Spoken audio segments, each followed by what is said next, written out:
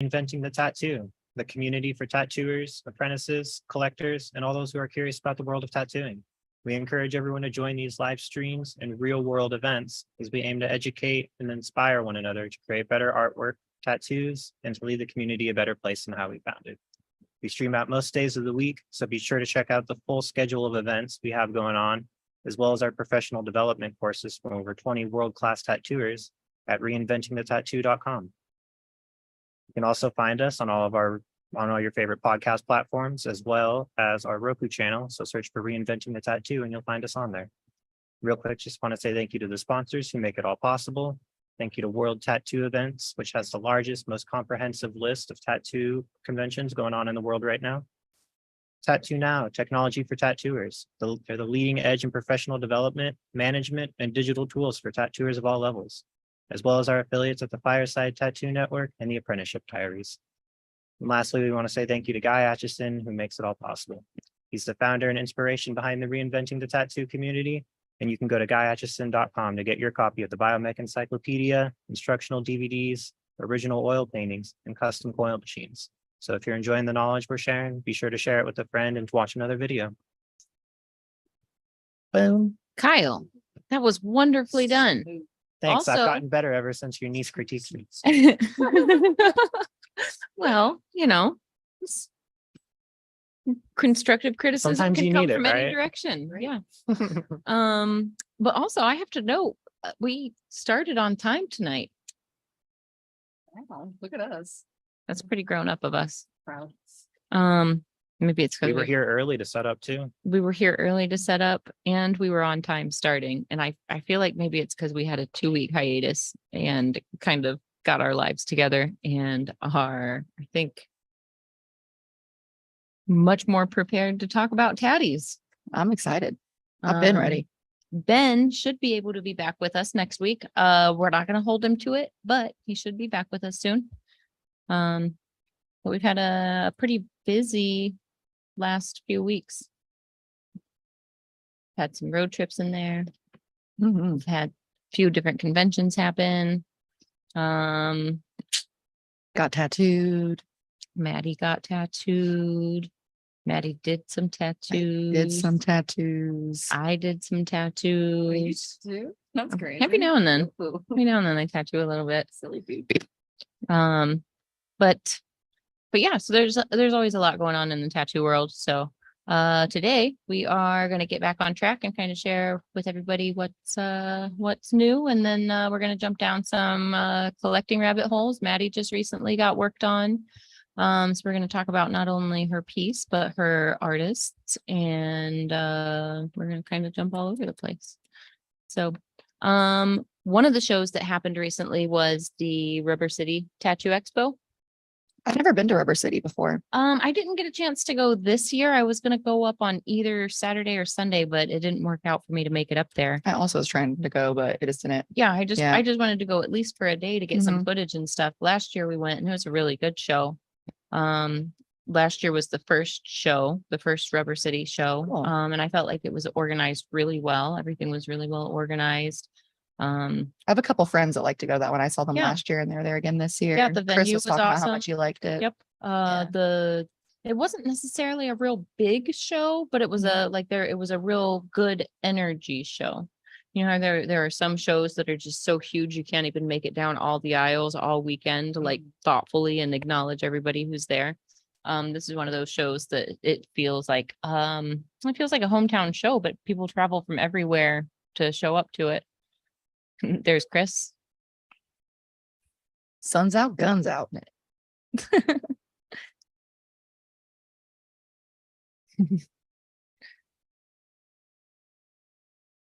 Oh, you're just going through Chris's slideshow. Nice. This is from the Rubber City page.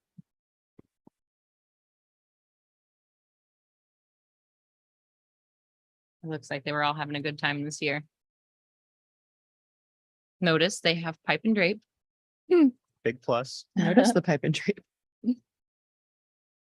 See, I was spoiled. My first tattoo convention was Hell City. So I was like, this is awesome. And then I went to other ones and I was like, oh shit, I should have brought that, huh? Hey, Kyle, you know what you should do? Hmm. Click the little tag button down in the corner. 1 sec. I'm such a, I consume so much material. I'm drawing a blank on a few people's names that are like perfect homies. Antoine Davis. Kicking Maddie around. Yeah, this looks like it was a really good show. Everybody looks just chill and relaxed. And there's Denny. We've had Denny on the show.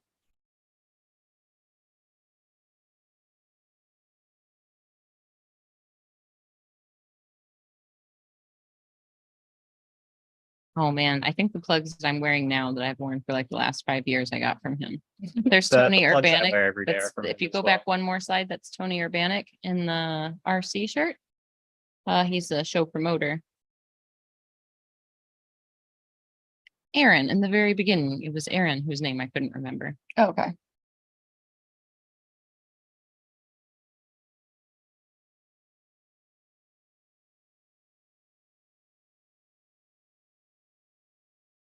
Drew a blank. It's like when you like draw a blank and can't remember like your own sibling's name. Like, Or their age. oh, those trophies look rad. They do the I'm not sure if they actually made the cards like Indie Expo does, but they do the cards to like show your artist. Oh, I thought yeah. that was pretty cute. Mhm. That was a pretty cool little surprise at the indie show. It Yeah. would be cool if like that was a thing that artists could collect from multiple shows. and, Just keep you know, almost like seasons, like that a lot. pretty cool. Best of show. I wonder who this was. Are there any tags in that? Hmm. That's wonderful. Is that it? Yep. I think it's the models tagged. Scroll to the next page. Boom. Is it no tag on that? There's no tag on that one. Anyways, Was it not that's super tattoos by rad. Julia? There was That, might have maybe been. that was it then. yeah. Look at that little frog. Mhm. Stop it. Look at his little fingers. I love how like simply and smooth this is done. That background Yeah. reads so beautifully. And then having that like halo around the one leg of the frog, that white kind of highlight around it. Man, nice and beautiful. Like fades very well into color too. Yeah, the textures in that fur. Oh, this is really beautifully done. I like the way the whiskers and like the fuzz on the bottom of the chin start looking almost like neon lights. Like Oh yeah. if you were encountering this in I don't know, maybe that's a poison dart frog. Maybe it is supposed to be a hallucinogenic journey. I love that. It's the story I'm getting from it. What do you think, Kyle? Sounds about right. Would you take a journey with those two? I'd give it a shot. It's a little negative space, little whippies. Mhm. Love those. I love that they're connected to the leaves down below too. So it's like it's just morphing into, you know, And the daydream. colors like start up that are like All right, okay. So best of show. All right. Pretty great. Pretty good. Well, go scroll back and click on the artist's page. Let's check the rest of her workout. Was it tattoos yeah, by right Julia? here. Best of show and the tattoos by Julia. Right Yep. there. Go Yeah. ahead and click on that bad boy and see. Let's take a look at some of her other work. Look at that alien. Mm-hmm. And that scrimpy. Boom. Ooh, oh my goodness. Look at that Yeti. Perfect sense. All makes perfect sense.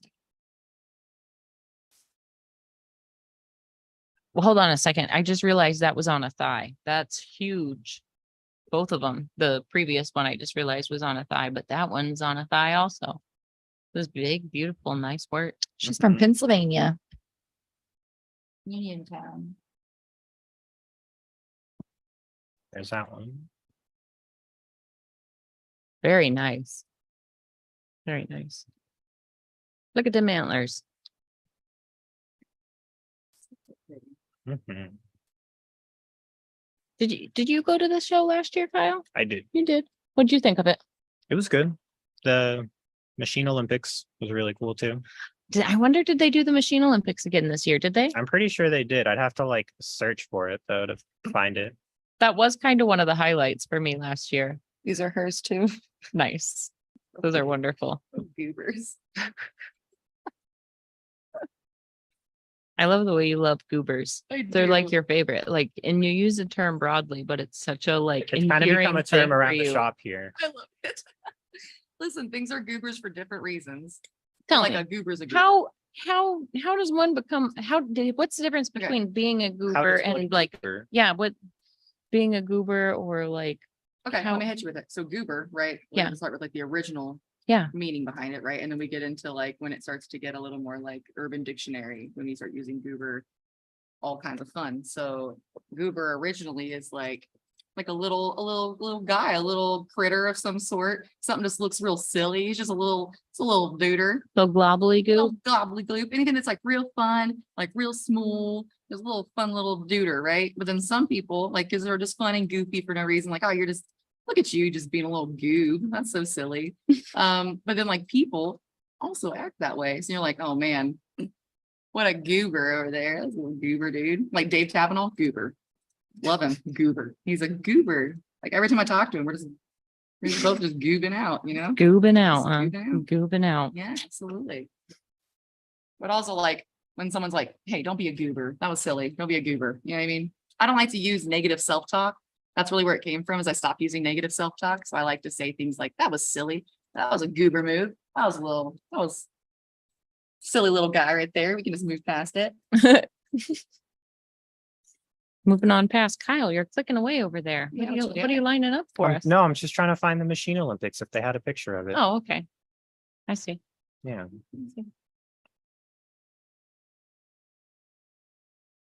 Last year they had machines that were set up like little chainsaws.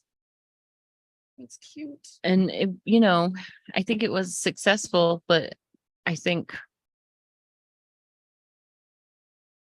they're still little delicate machines. Right. So when you manhandle a little delicate machine, what do you think happens? That doesn't machine very long. So Fair. last year, a lot of them broke on the chainsaw, but the machine races, that was pretty epic. There were, How does that work? I'm thinking like the little chicken toys that are like, is that? well, kind of. There was like a track, Okay. like it was either 4 or 6 lanes. I think it was 4 lanes. So it's like a 4-lane track and there's like barriers in between the lanes, and the machines are on clipboards and they just turn them on at full bore and see which ones travel down the track the fastest. See, that's goober shit. The people who started this, goober shit. And the thing is, they're all like expert machine builders They're too. goobers. Yeah, absolutely. Derb goober. You know what I mean? Best I meant nerds. goober. Just, yeah. The best Oh, people are here we go. I goobers. found it.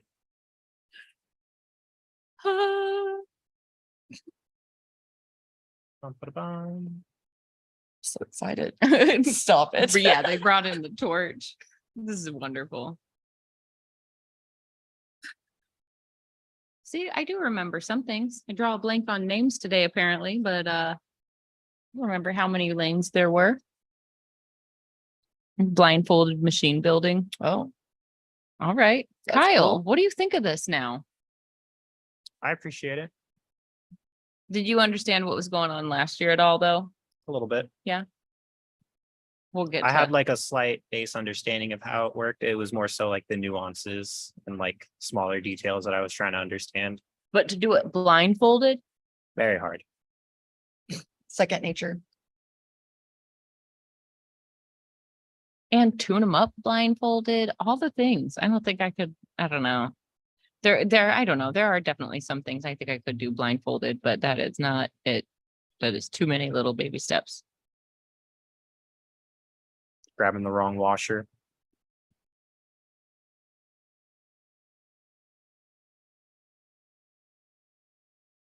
Chris DeWitt, first place. He's from Riot Inc. here in Ohio. Columbus, north Okay. of Columbus, Powell, I think, something like that. One of the up north ends of town. So another show that happened recently is the Fort Wayne show. Oh, yeah. I loved the Fort Wayne show. I like it because it's not, there's a lot of shows that I like because it's really busy and loud and it's like a little overstimulating and it's super fun sometimes. But I like to go to shows often. And I think that sometimes that can be a little overstimulating. And this show is like really good quality.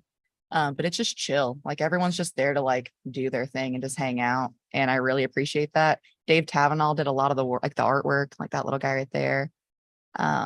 It was really fun. This is the second year I've gone just to hang out at it. And I definitely want to work it next year.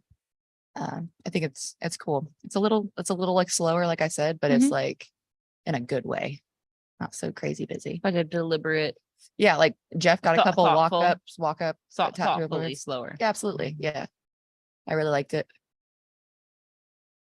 Tattoo of the day on Sunday. Nice. Is that Dave Grohl? It's got to be Everlong for sure. All right. I approve this message. There you go. So the other two tattoo of the days were Jeff, and then the second day was Jeff and Flip Shades. Nice. Yeah. I did a piece on my friend Ash. He's another tattoo artist that was there. It's so crazy. I feel like the last few years, it's just hear Jeff's name everywhere I all of know. a sudden. I mean, maybe one of just them. in We my fell in world love all with of the a Indie sudden, Expo. but fell in love. We huh? fell in love with the Indie Expo. I ran up behind him when he was getting coffee first thing in the morning, and I said, hey man, do those hurt?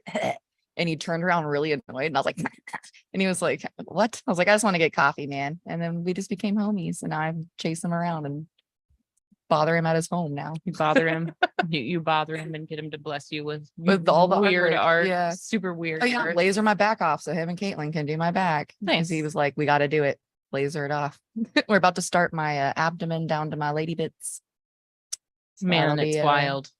I want to We've be all. had many Yes. a conversation. I need to do it while I'm about bold. this. While I'm bold and young, and I think it's gonna get worse. don't So I think just that want to day is get gonna come for all me. of them out of the way now. I got my boobs done already. Just get all the bad areas out of the way. About to get my armpits, do all the things, the bad ones. And then I'll just have easy dudes. I'll be like, all right, I guess you can tattoo my thigh. I'm cool with that. Also, I'm just kind of obsessed with collecting from Jeff now. Jeff and Kate, everyone from Golden Yeti, really. They just are a really good experience while I'm getting tattooed. And I hate being tattooed. It hurts really bad.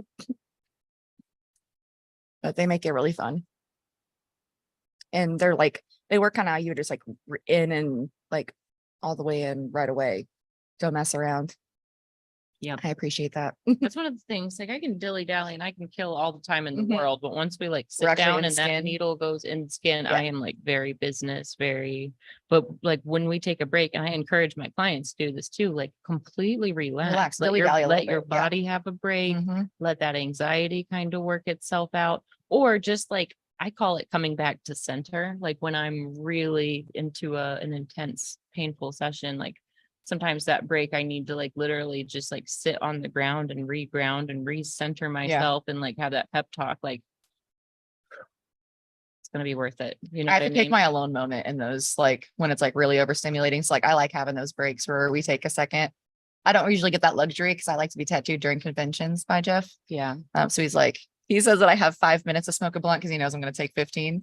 So He's gonna He cut keeps it us down on to it. 2. He's gonna be like, you can go take 2 puffs. yeah, I Two only got blunts like later. 3 breaks during Hell City on my first day. I was like, oh God, We know this lady. it is me. It's so funny. I was sitting and I was scrolling on Instagram, killing time, and I scroll past this little duder, and I was like, "Oh man, Maddie would love that guy so much." Let's take a moment. And then I like look closer, and I'm like, "Oh, that's Maddie."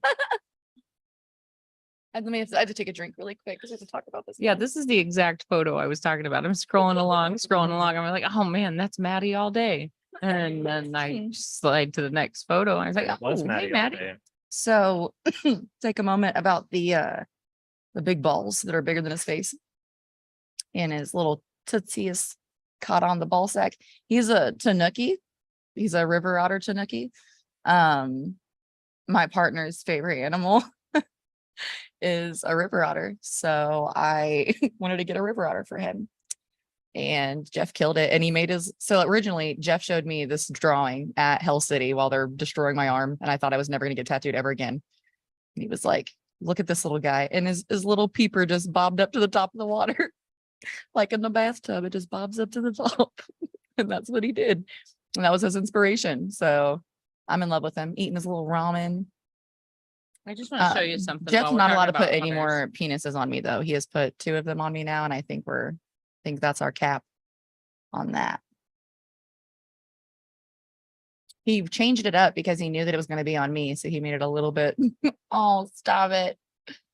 Listen, Harry's trying to be best friends with that man. They just exchanged phone numbers to go get meatloaf sandwiches together. Ben is saved in my phone as Otterpaw. I was just showing that. I'm obsessed. That otters seem to be a running theme through our friend group. Yep. They are pretty stinking cool. They are. Everybody's got like their own reason to be attached to them too.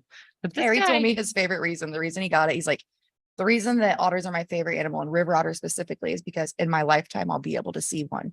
And I was like, that's a very realistic goal of you. do you guys go, does it go kayaking? No, I love kayaking. He's not gone with me, but he is taking me to a river otter like sanctuary where we get to like hold them.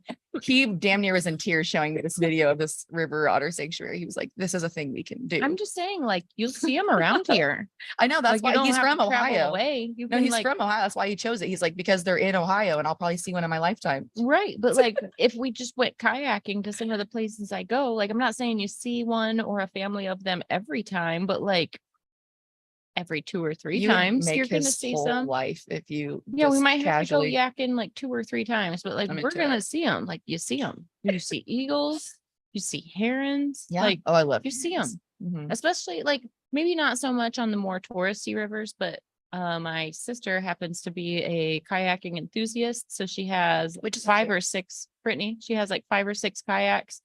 4 of them can fit inside of my van at a time and 3 on top. Just saying. So When well, the nice thing is my sister has a large vehicle. I have my van, so she can drop them off at one point and I can be parked at the next. So like there are so many slow moving rivers around here that we can just drop in anywhere. perfect. Between like here and Marion, where we're both coming and going from all the time. There's Cool. several points that we could drop in that are like, you know, we actually usually start and noodling upstream because the current's very slow and chill most of the time. So we noodle upstream, and then when we feel like turning around, we just turn around and go back and take our time going back. But it's like so slow moving that my nieces and nephew are usually like in the water playing and Aw. swimming next to the kayaks, Yeah. and like they'll climb onto and around us. And so like it's, you know, they've been to Florida, so I think they appreciate being able to like get Just in the hang water out, and yeah. not have to worry about gators or Right. like, you know, Florida stuff. Mhm.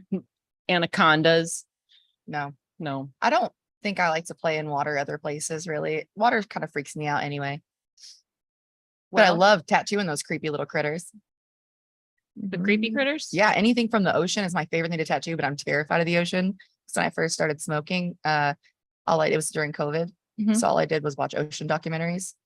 And we know way more about space than we do the ocean. And that freaks me out. Does it? There's lots of very weird little goobers under the ocean that I'm not into it. But I am a little bit, but like from a distance. Same thing with birds from a distance. I Yeah. saw this article earlier today. It was one of those like long Instagram posts on one of my, I think it's on Nerd Snacks is the page that it was on. Anyways, it's credible with a name like that. Yeah. So I like it. anyways, they're kind of like rethinking gravity, Oh, because like the theory of gravity as like we understand it and how like Einstein worked with it and all the advances is based on a theory from like the 1640s. mhm. So we've come a long way and we understand things a little bit differently. So there are researchers that are kind of like thinking differently about gravity, and it's potentially the way to understand how like black holes work. Okay. It's one of those, if they rethink this, it may kind of change the way we think about a lot of things. Well, I mean, we know aliens exist now, so there's a lot of things that we can rethink that way too when it comes to space. What have yous? So I heard this theory. We're Yeah. jumping down a rabbit hole. It's not sorry. real tattoo related, It's which okay. is fine. I We do tattoo a this. lot of aliens. We do this. Not them specifically, but I tattoo pictures of them. But I would love to tattoo an alien. But this was just like one of those random like podcast reels that popped up on my Instagram as I was like late night surfing trying to fall asleep. And one of the theories is that like, yes, there are aliens and they're coming and checking up on us and But the thought is, what if we're a protected species? So it's like they can look but don't touch. We're pets. Or like delicate ferns that are like, I don't know, That's cute. I I like don't that a know. lot. That's a pretty optimistic way to think of it, that we're a protected species. But the thing is, we were protected from the damage we're doing to ourselves. That's the Yeah. other side of the theory. So like, gosh, you little silly billers. It's like we're "Oh, getting weeds. It's like, hey, quit it. you guys are cute, but you're about to obliterate yourselves again. Kind of uplifting, kind of not when you look at Yeah. it at the bigger picture. But anyways, there's some cool like science thoughts going Yeah. around. I want to kind of jump down the gravity rabbit hole a little bit Please more. I'd do. love to Yeah. kind of like nerd out about that because I've Yeah. always had this like sneaking suspicion that gravity doesn't work the way that we think it works. Like I think my intuition leads me to believe that it's some other kind of force field, not like static, not like a magnet, but like something of that nature, like some other energetic force field. And maybe that's like the consciousness. Like, I don't know. Right. I haven't even played with chemistry in forever either. Can you imagine if I was like thinking these thoughts while I was being aided by any kind of chemistry? Oof. Anyways, that was a fun rabbit I want to hole. go down that rabbit hole some more with you when we have time. Talking about aliens, gravity, Yes, physics, Woo. possibilities. I don't know. It's all theories upon theories upon theories. And that always fascinates me because as our understanding changes, as our understanding changes, we have to be able to like think back and readjust. You know what I mean? And it takes very open-minded people to do that. And it's hard to like get those open minds together to really, you know, get the work in Yeah. to like change things just because like the masses are going to believe what they already believe, you know. Mhm. But one time the world was flat. Some people still believe it is. It's okay. Might be again one day. Maybe it is It now. could be that, you know, maybe, you know what, maybe that's like the evolution. Maybe it's like this, like if you could imagine little like, bubble. yeah, like it's like a disc that's like wah, wah, wah, wah, wah, wah, wah, wah, I like wah, that wah, idea. wah. So it's not like this perfectly round Oh, yeah. thing, but like maybe that's why global warming and things are happening because like This it's guy's just hanging squishing. out. He's just It's dancing. squishing, turn it into Yeah. like a little like frisbee golf disc, a froth, if you will. Yeah, A froth it up. disc. Yeah, and that's clouds. All right.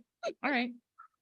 Well, my intuition tells me that's not how it works, but who am I? But we'll give space for it. Who am I? Yeah, I'm definitely giving space for it. I'm just going off intuition here. So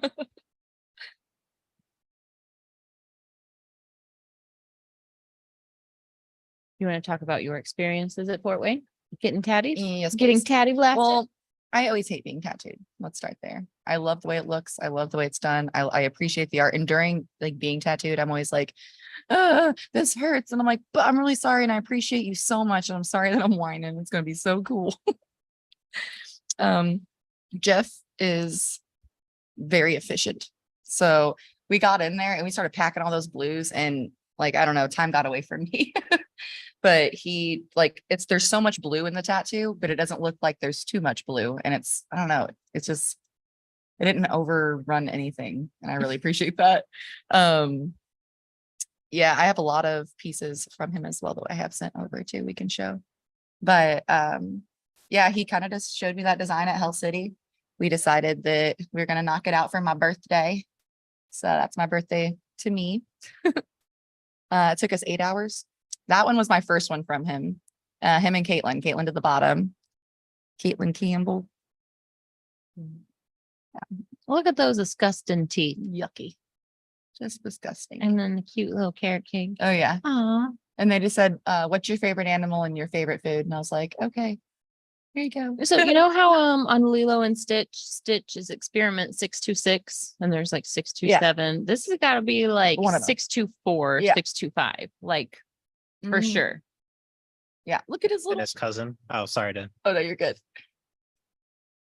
But yeah, this guy's Benny. He's watering his house plant, his little pot plant, and he's kind of like smoking his little joint. And then Caitlin at the bottom. We're gonna add to this and actually do like a tooth fairy alien on the inside of my arm. It's pretty cool. Oh, but we won best today for my little river otter. Nice. Yeah. Congratulations. Thank you. Congratulations on your award-winning collection. Thank you. I got two.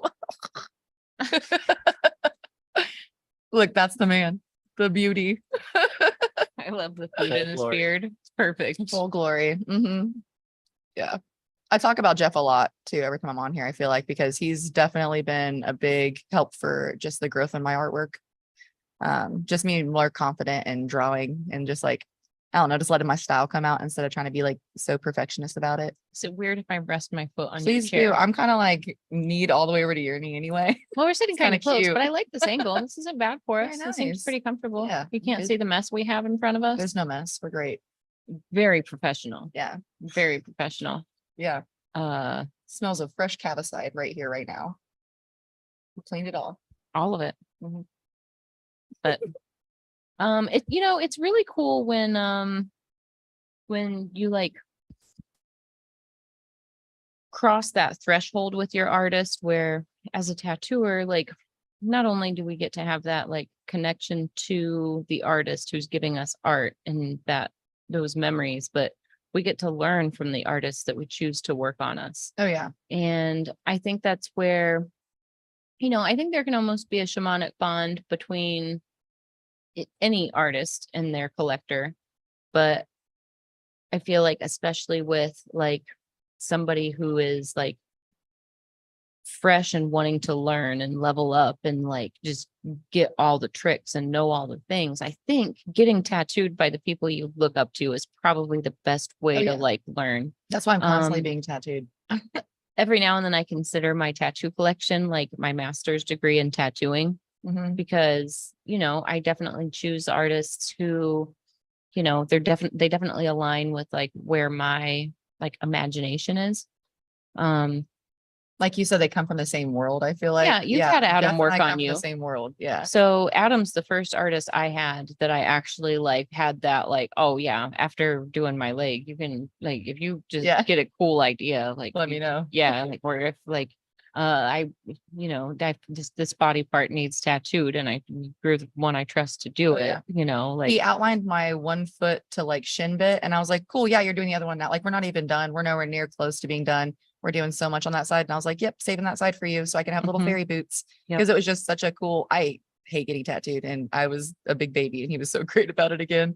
But he was just watching him how he outlined things and like being able to stare at it now and see how he Mhm. mapped stuff out and like how he felt where things were gonna go to make sure that it like laid nice. Mhm. I don't know, man. It was a really cool experience. And I feel like that was something I took from that. And that was one of the Mhm. reasons I want to get tattooed by you. Yeah, Want to get tattooed by there's a lot Dante, of you know, like it's super pretty cool. distinctive tricks that I have and use every day that if it wasn't for being able to watch Adam firsthand work on me, and not only like watch him do the work, which Mhm. we get to see when we work on each other, but I got Yeah. to watch it heal. Right. So like when you see a fresh tattoo and sometimes there's like cross hatching and needle marks in it, and Mhm. you can kind of see like the mag marks.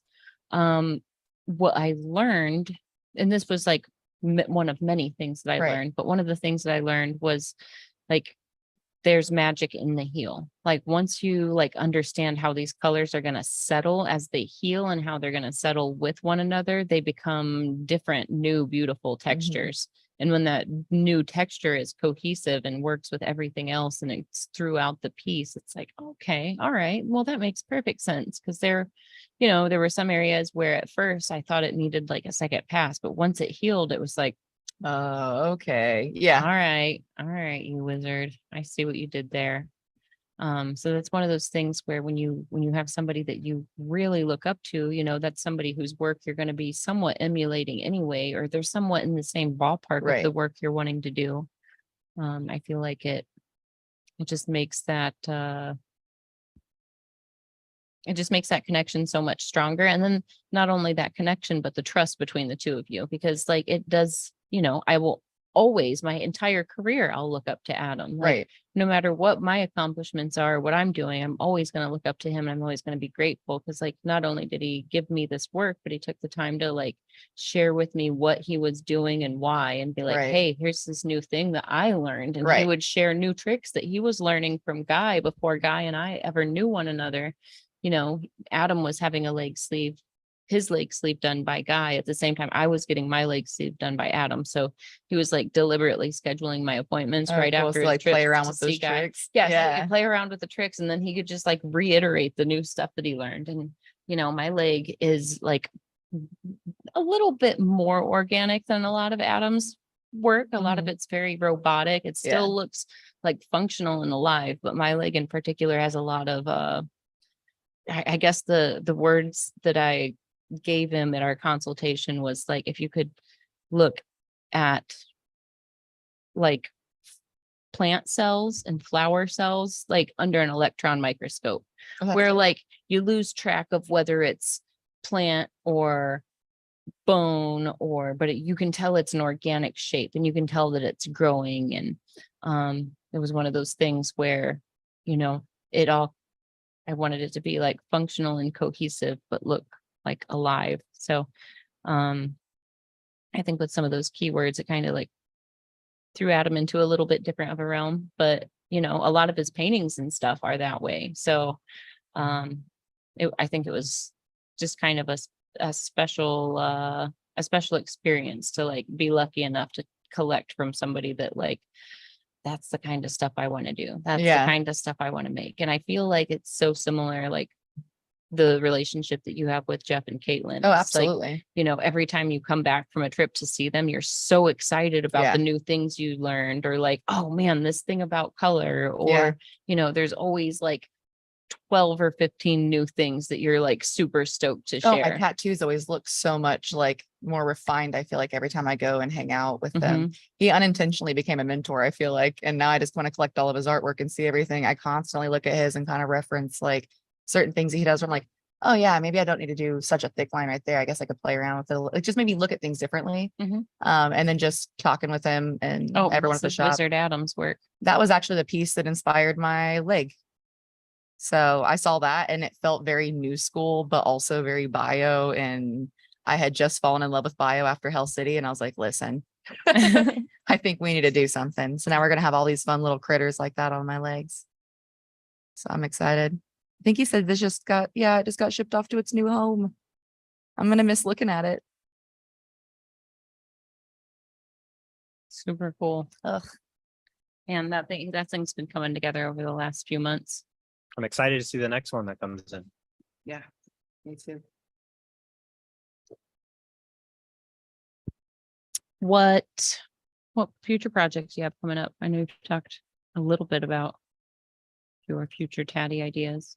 To be on myself or To be on you, the things that you and Jeff have been brainstorming about. Let's talk about your elaborate consultation. Now that you and Jeff have like crossed the barrier of being fully comfortable with one another. How it started.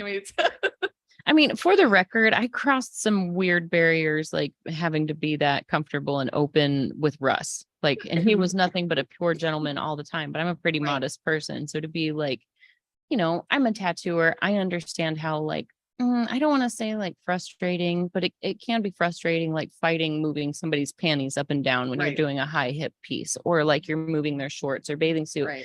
Because like, not only for you as an artist is Like there this thing introducing that's like fabric and stuff. obstructing your view, but like it can't be comfortable for them to have their panties or shorts or whatever sitting on the fresh tattoo and being leaned on and all of that as you're working. So like I just made the conscious decision that I was just going to like, you know what?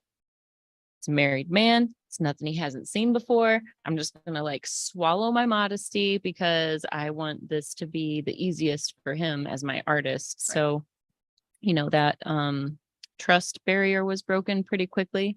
But then along with that, Russ is one of those people that like deliberately teaches as much as he can with the people that are on his team. Like, he's always, like a teacher, like, come on in here. I want you all to see this. Or, he'll have like a few of the artists that he'll be like, I want to show you this. And like, for instance, for me, it was right after a Launchpad event. It was in downtown Atlanta. And then afterwards, Tofi from Poland stayed behind and they did I'm combining two different stories. Okay. that was the polarizing story.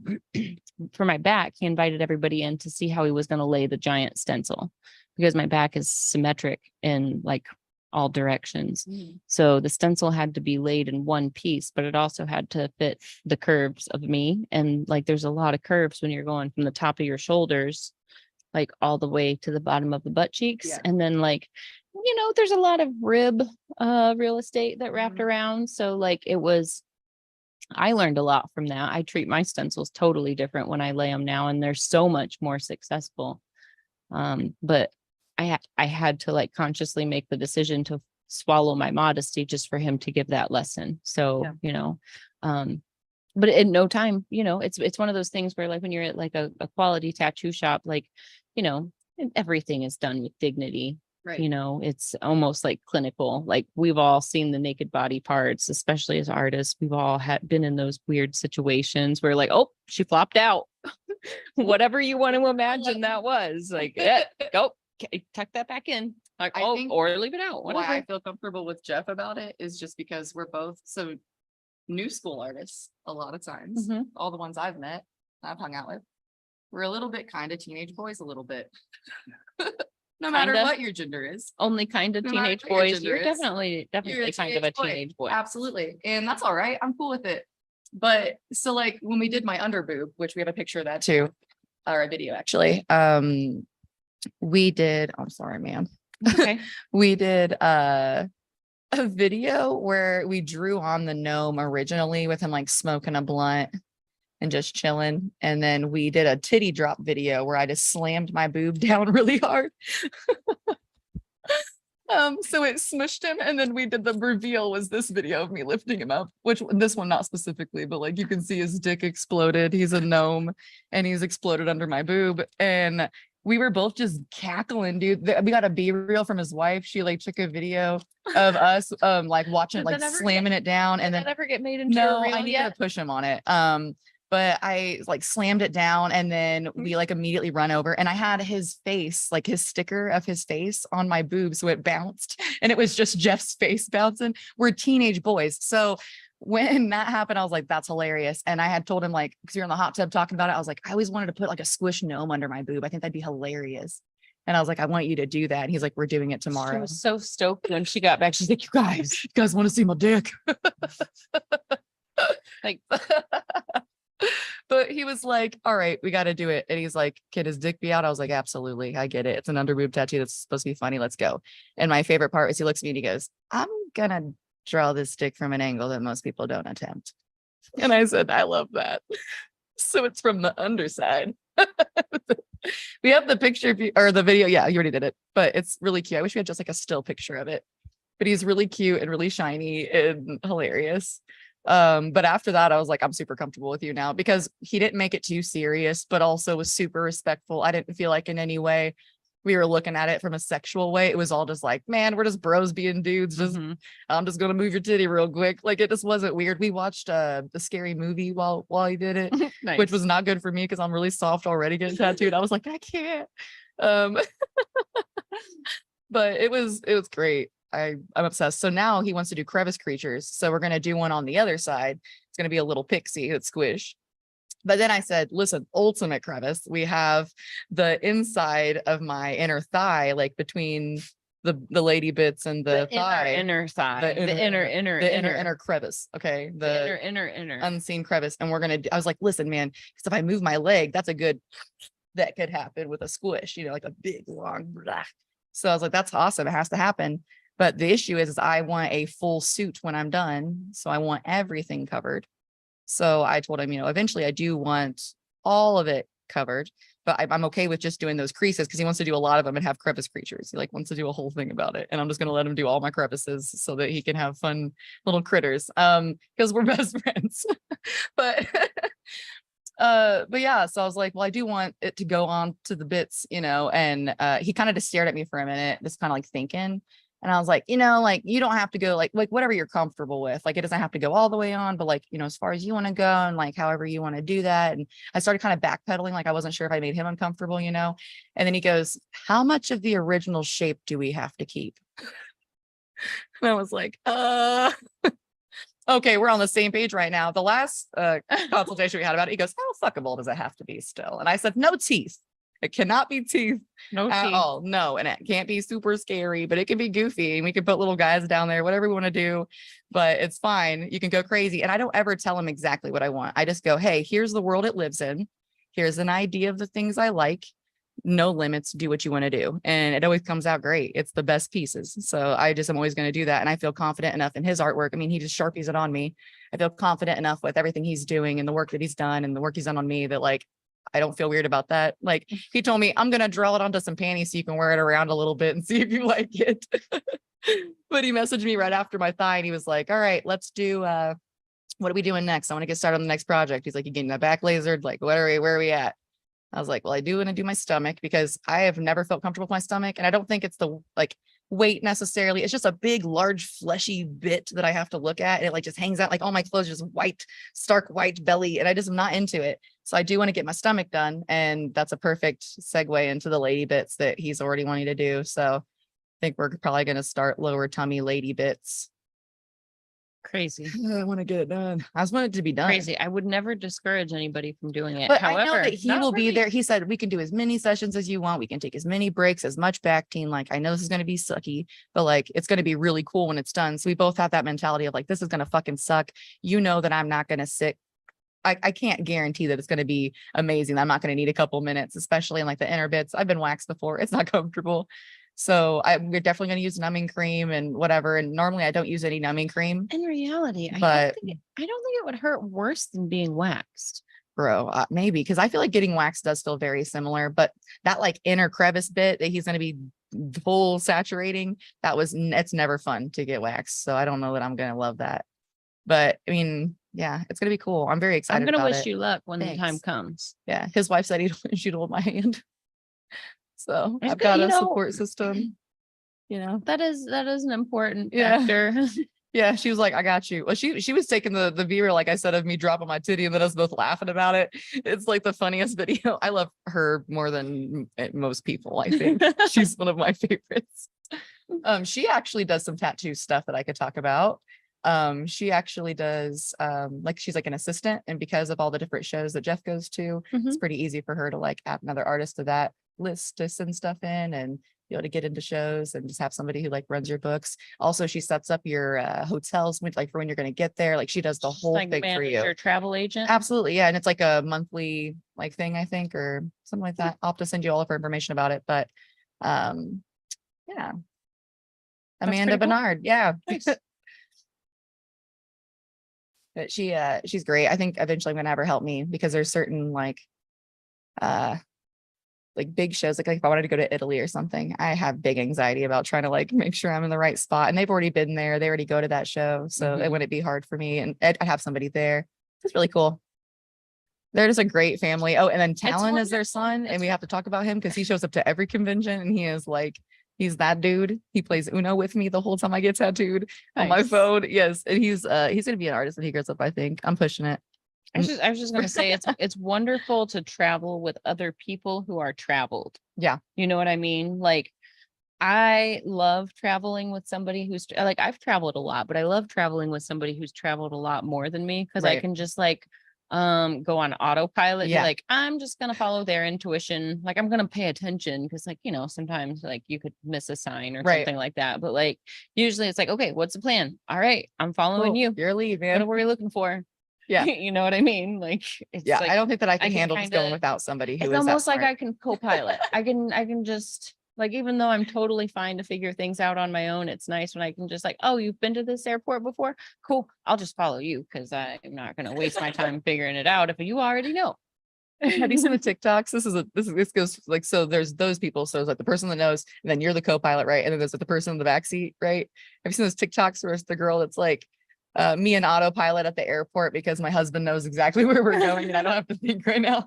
I do sometimes maybe default there, but it's because I'm just living in a little world in my noggin all the time. I have to come back down. I'm always just kind of like goobing out. I need to joked come around back. recently that it's nice when I can turn off my critical thinking. Like, oh, I don't have to do that part of the Oh yeah. It's nice all right, living here. brain. I'm like, Let's roll along for the ride. Let's count floor tiles. Let's take note of what color changes the mood as we transcend take a through look at this some corridor. clouds.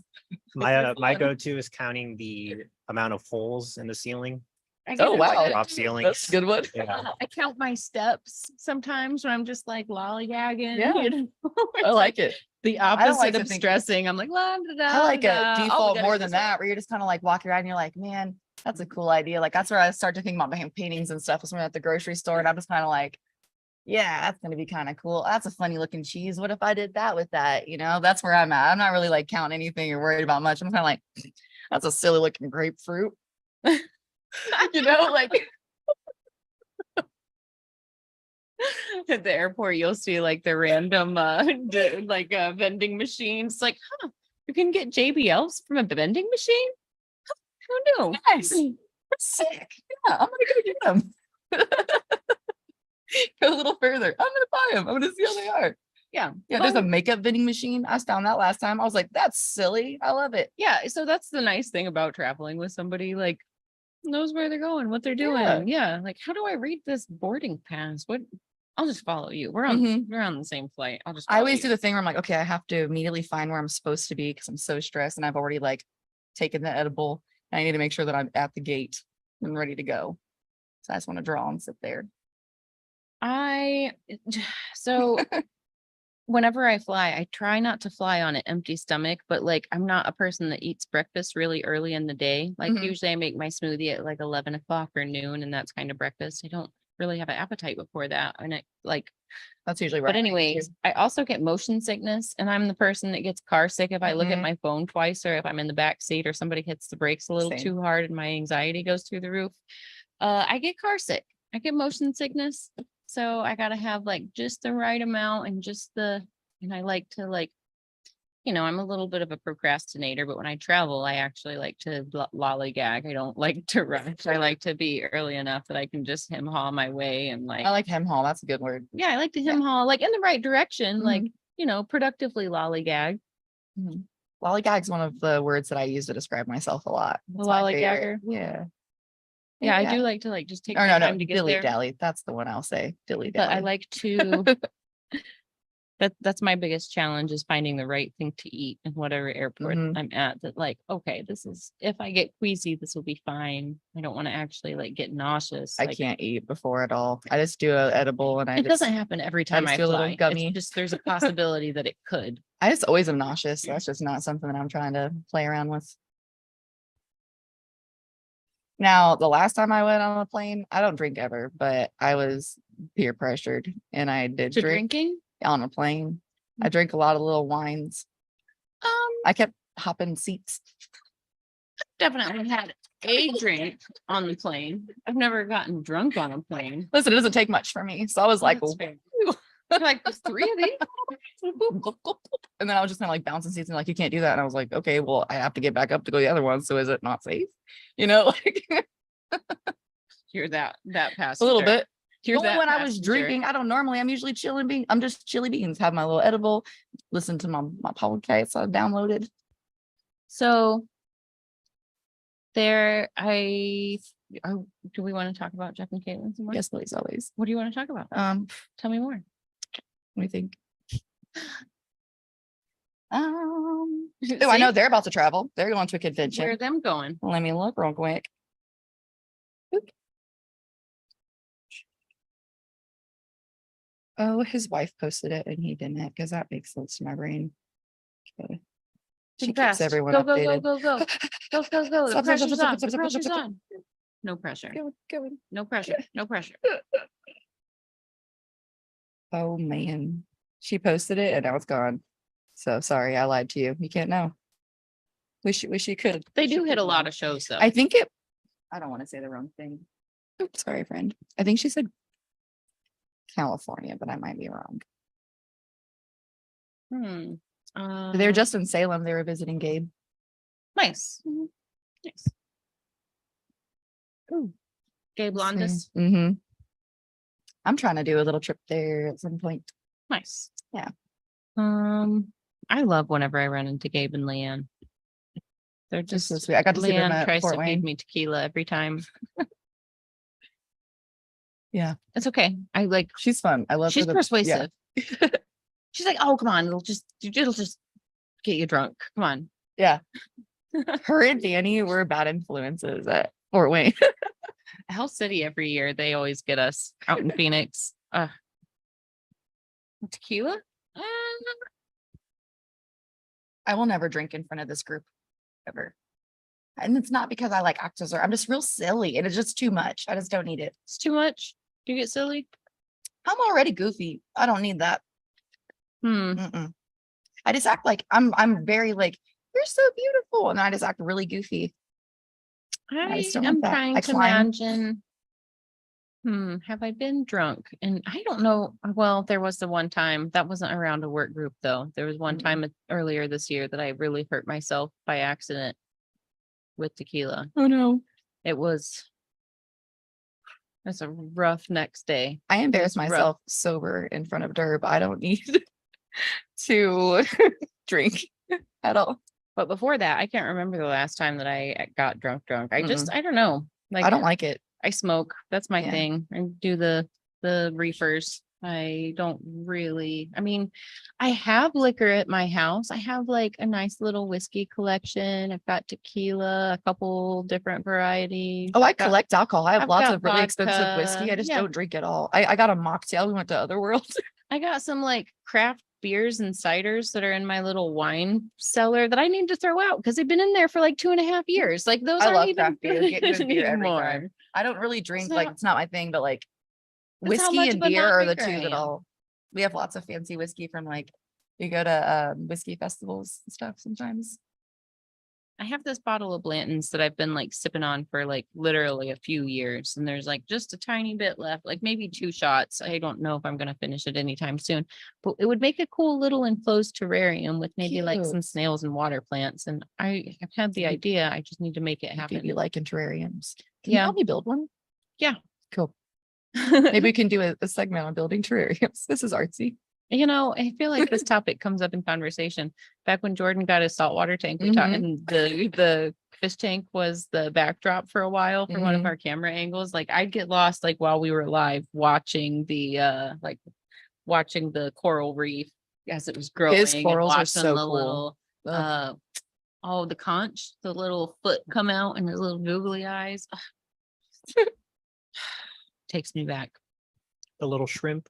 Yeah, one of my tanks, I'm Shrimps. down to 2 fish in one of my tanks, so I can put some other little schooling fish in there. I need to go check out some of the fish stores. It's only a 5-gallon. I'll go with So it's fishing a with you.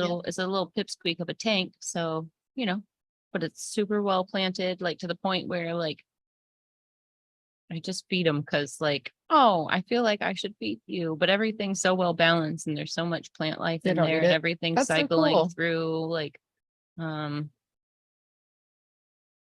water stays balanced. Like all I do is add water to them. So they're like almost self-sustaining, which is a pretty cool little Yeah. How long have you had nerdy it? milestone.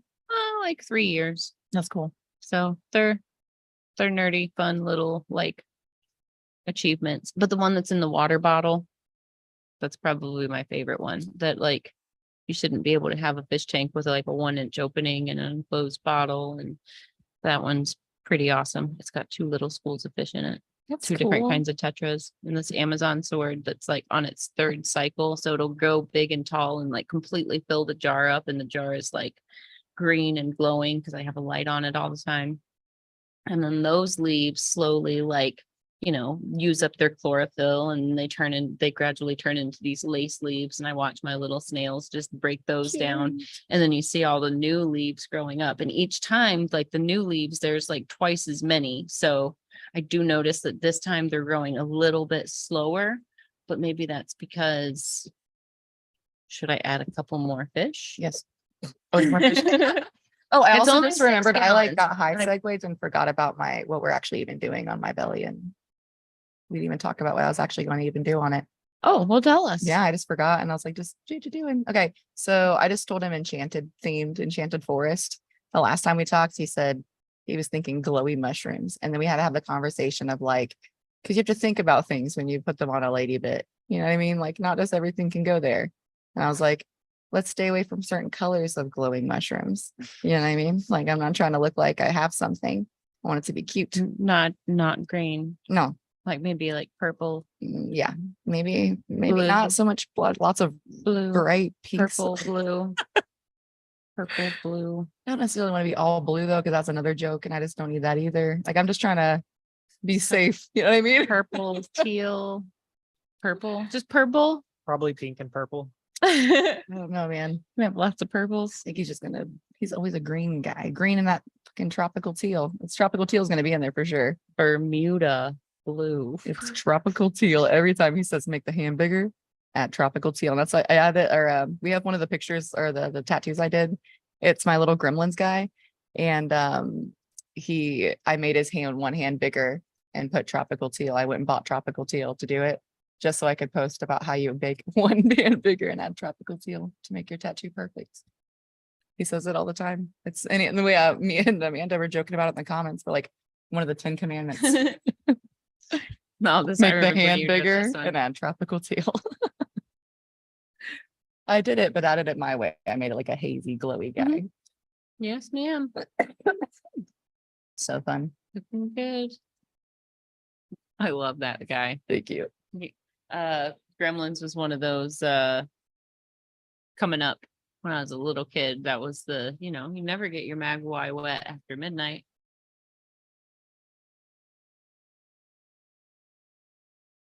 There's a scene He's where so they cute. fall in the swimming pool Mhm. and just like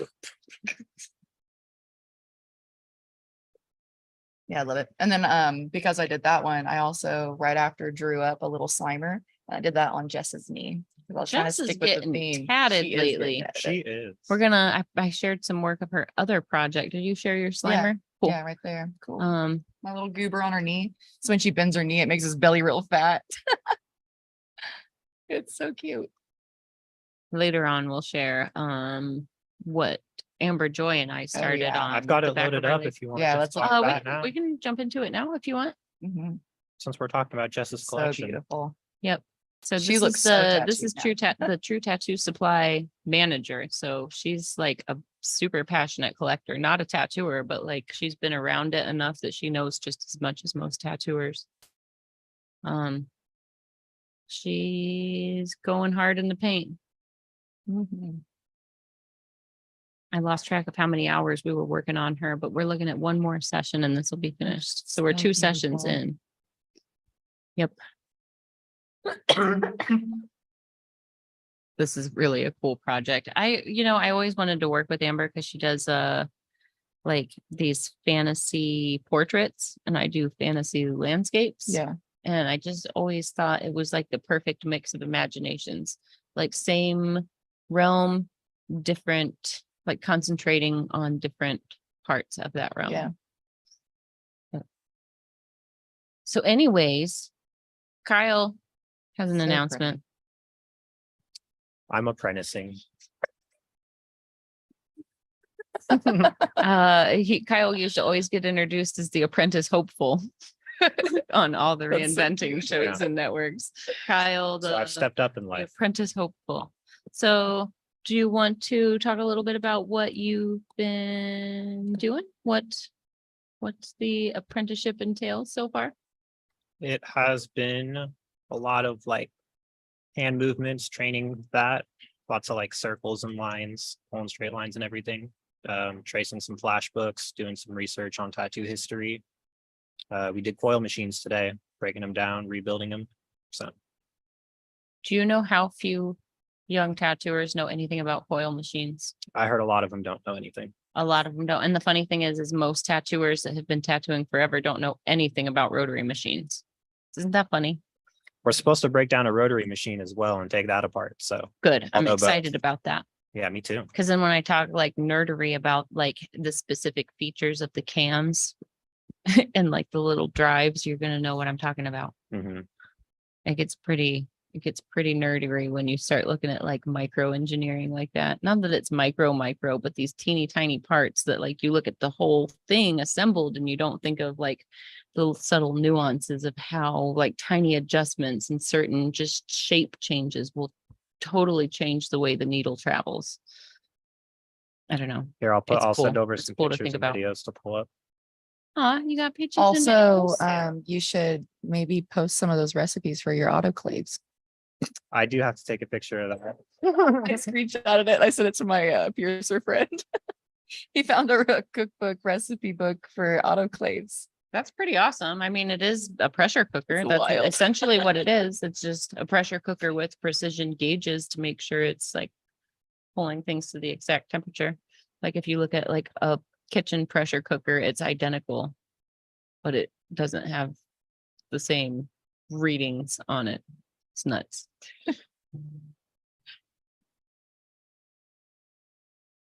Here we go. I know. an So artist that the uses a pressure cooker recipes came out of one of these books, Machine Gun. The really cool thing about apprenticing under Derb is that he's got a lot of history and knowledge and books. He's got the massive bookshelf, so he's got a lot of really cool stuff in there to kind of look at and learn from. Pretty crazy. We talk about Derb a lot on the show just because I think we all like, collectively look up to him. But it is really cool that as well as like videoing everything and being the guy to be like, let's take a selfie, let's take a group photo, let's get a video of this. It is cool that he does that for social media, but the thing about Derb is he's like a living historian. Mhm. He's been documenting his whole career this whole time. He has all of his pictures on hard drives. Like he's not one to like, well, memory's full, delete that. Like Right. he has cataloged everything. And he has amassed what is probably one of the larger like tattoo book collections around.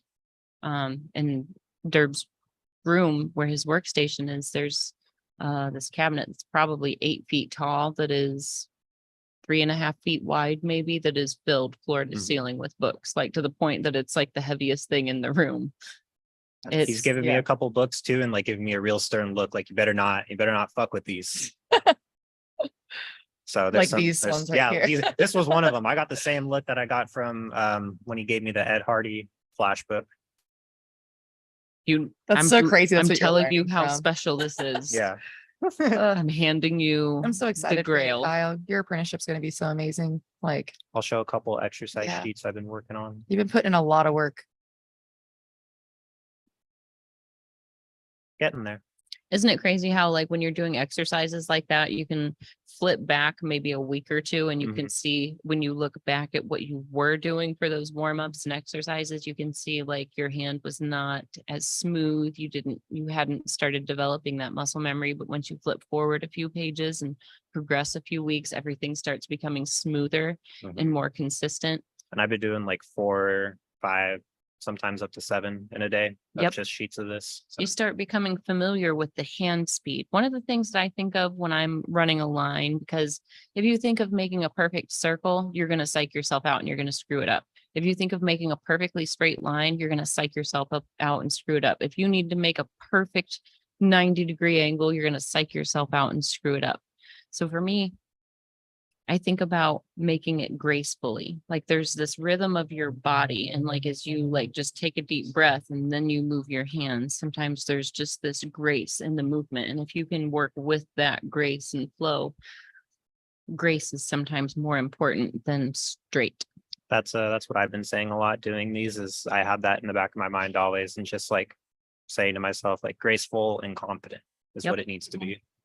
That's always what I tell people too when they ask about my line work. It's like I just go in very confidently. Like I'm not trying to do that line more than one time. So I'm going into it like this is how that goes. And I you made know- this line. I drew it the first time. I love that how you it just said looks. that, because if you don't go in confidently, you have to make the line and then you have to make the line Mhm. again. And what does that cause? Pain 2 Yeah. times.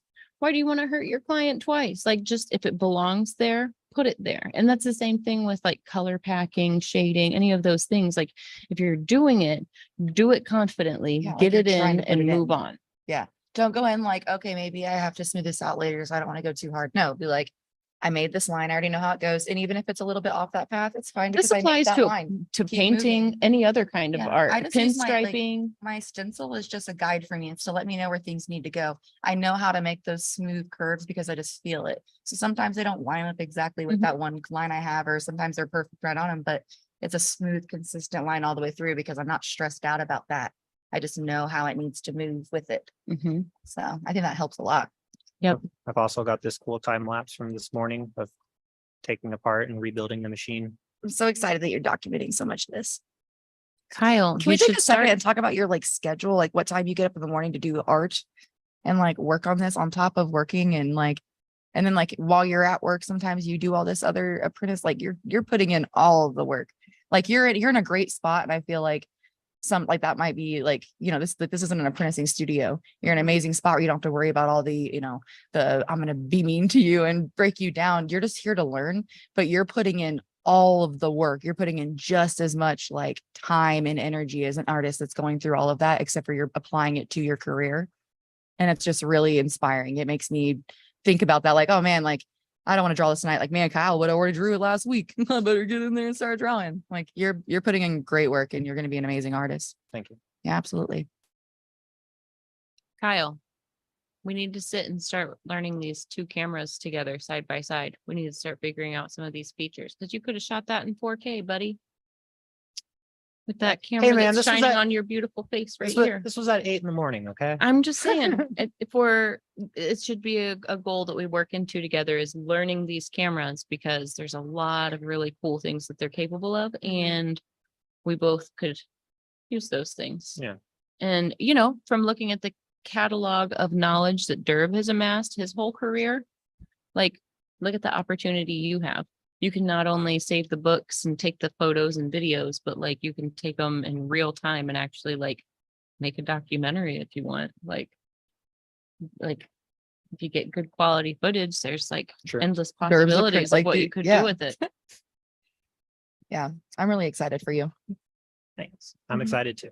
Yep. Congratulations. I'm glad we finally got to like make the announcement on air. I wanted to say something as soon as I heard it, but I was like, I can't say anything. That's Kyle's announcement, It's not been mine. going on for like a month and a half, so Yeah. I'm silent for a bit. But now you're getting like you're already playing with machines. It's not going to be long that you will be tattooing pig's feet. Do you know where to get any? I have some already. You have some already? If you need more, there's some at the Hood Save a Lot near my house. Okay, They're like $3 a pack. got you. I think it was like $3.27 and $3.19 or something like that. But there were 3 of them. I got So- I got 3 of them from Mike, so Oh. they're chilling in my freezer. Nice. So if you I've need them, never actively looked for pig's feet myself, but I wasn't love that. actively looking when I found them, but remember that Yeah. turning off the critical thinking, Yeah, just like walking around. gross. Look at these little guys. I like that you logged how much they were and everything. You were very excited about these. Well, Have you ever heard of Weird Walks? I just no, like introduced Kyle to Weird Walks the other day. tell me. So it's when you just start, like if you're like feeling away, like anxious or just like in a funk or whatever it is, not creative, you have like a block. You can just go for a walk until you see something weird and you're like, weird, and like makes you look at things differently. You're looking for something new and like out of the norm, like the normal. And then sometimes you see things that are weird and out of the normal. It's like, but is that weird? And it kind of just like makes you look at things differently. And then it Or gives you something. why is that weird? Exactly. It makes you look at things differently. And then you can, I don't know, In a put you in a different- different different- headspace. In a different situation, that would be normal. So like, let's say like you're in a funk, but you're going on a weird walk and you see something really weird and you're like, what? That's wild. All right, well, all right, I'm gonna go back and deal with this. Why'd I have to see that? And that's kind of nice sometimes. Go for a weird walk. Get your head right. Be creative. If you're in a funk, go on a walk. On a walk. On a walk. So have you guys been learning, you've obviously been learning tattoo history as well, right? Mhm. What do you think, I want to think of the right way to ask this question. Talk to me about how different it is to learn from one person who's dedicatedly like teaching you versus like going through the courses that you've been going through on reinventing that are intended for a class or intended for everybody to absorb. What's that like? I think it's nice to have like both options or like both aspects of it, because on the one hand, like going through reinventing and everything, I've kind of like learned a lot of like the art side of it, the technical, like when it comes to the drawing parts of the design process, and just like the whole spectrum of it. And then having like now like one-on-one instructions to like really like fine tune everything and get like the exact precise answers that I've been looking for the information and the stuff I'm trying to do.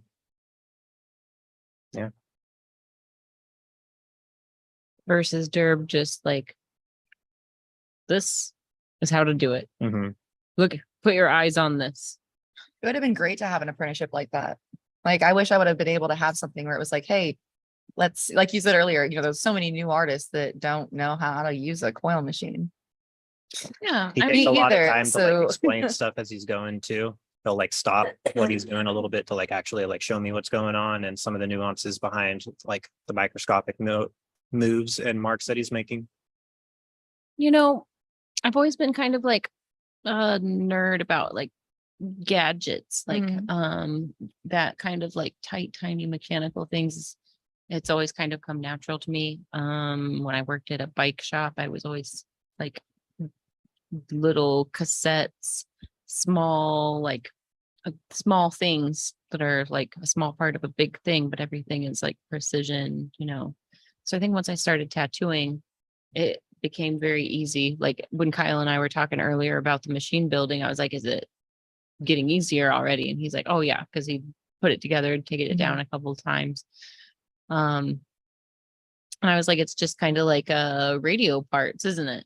You know, and when you break it down, we're still just working with like frequencies. It's still all energy. It's still that same like electric motor transfer, there's magnets involved. There's, I don't know, it's just nerdy and scratches an itch. So if you But- want to teach me how to use coil machines, Derb said he would also, but I would like to know how to do it. I just never was given space for that or like known how, like I got thrown into an apprenticeship that was like, you're really good at drawing. Here's a rotary and tattoo all these people. And we're going to clean up after you too, because we just need you to be there to tattoo all day.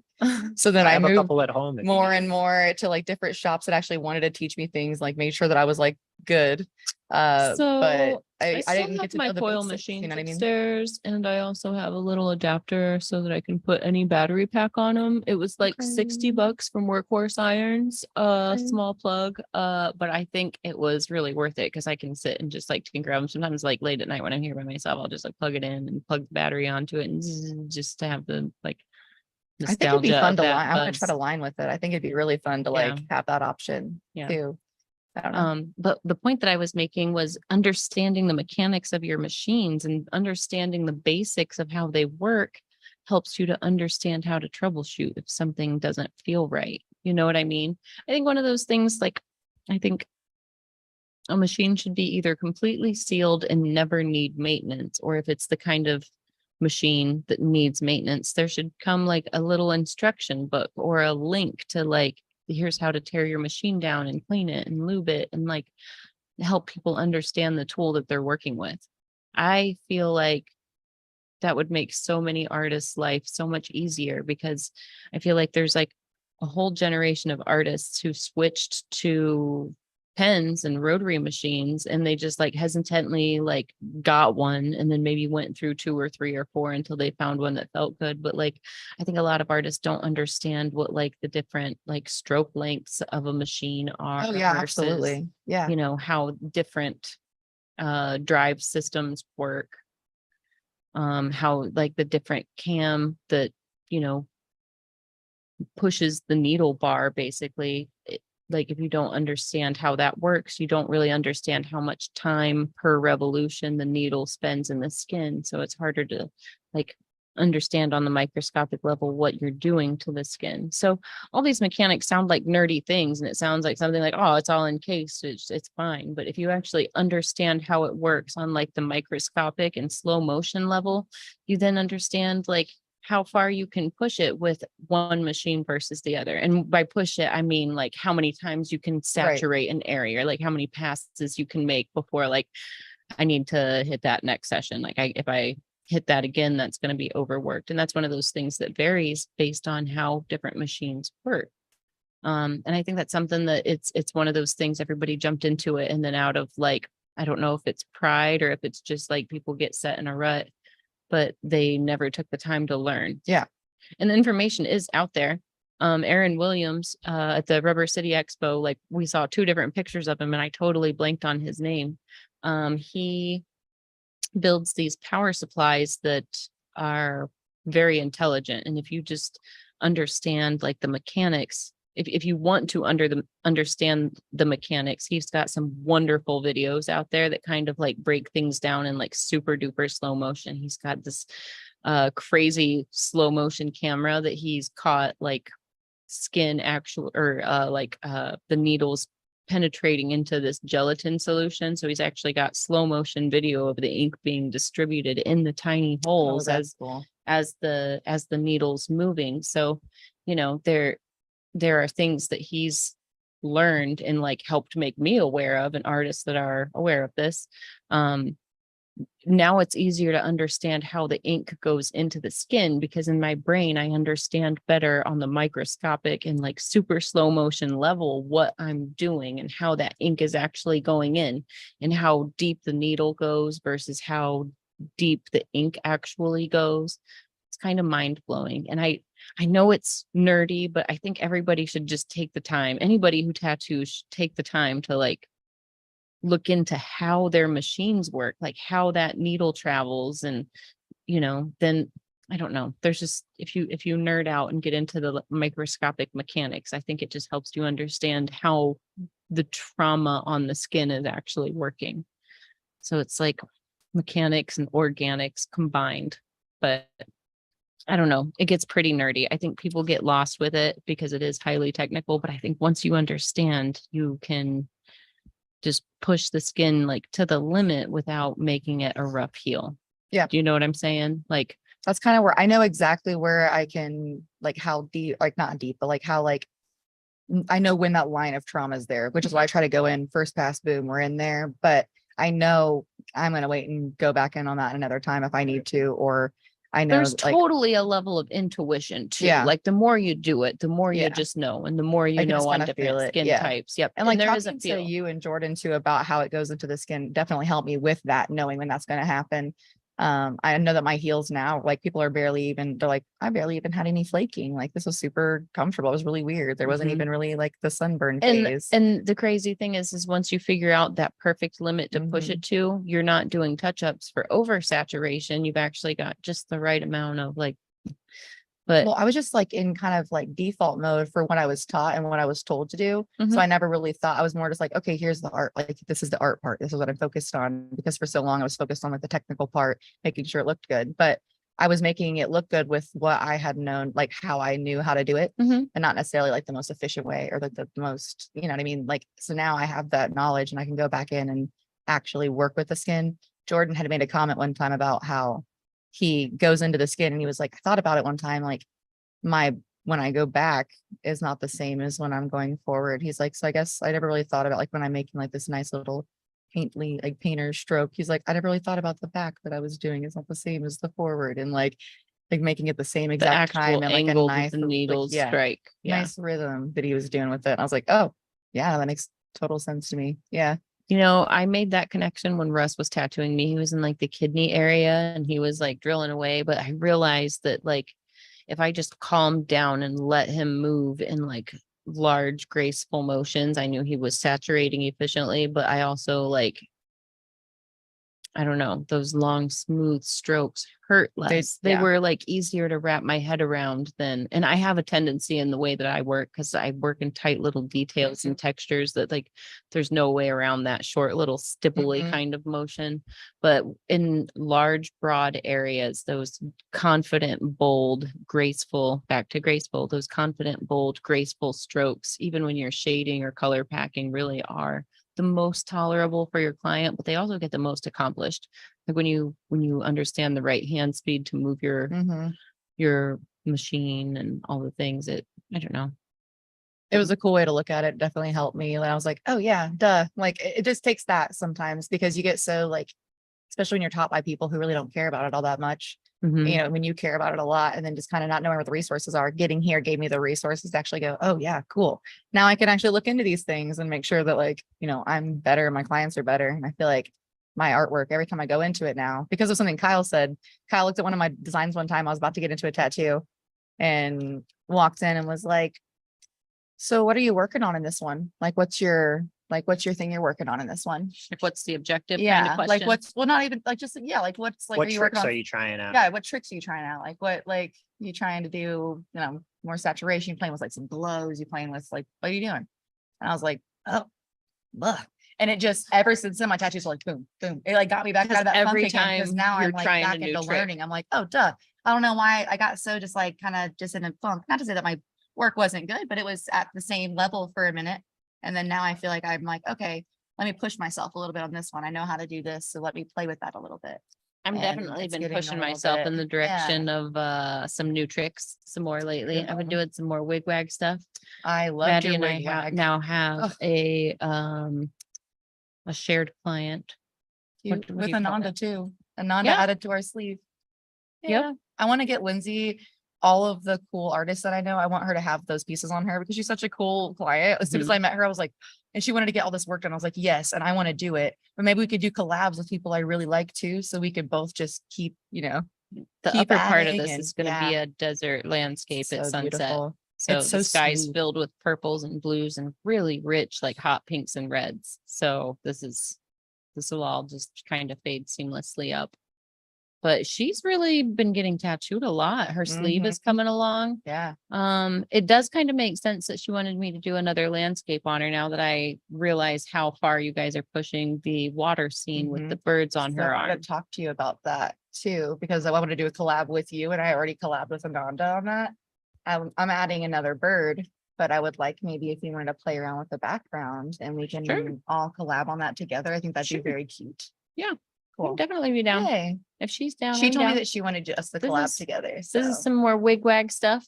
So So what I beautiful. do, I'm not even gonna claim that I like made this. It's not even like digital stuff. If you listen to the show a lot, you know that I'm a glass collector and a lot of my feed and a lot of the like fine art that I follow is glass blowers. Like not all of them are making rigs anymore necessarily, but it is pretty cool to me. The other people think this stuff is cool.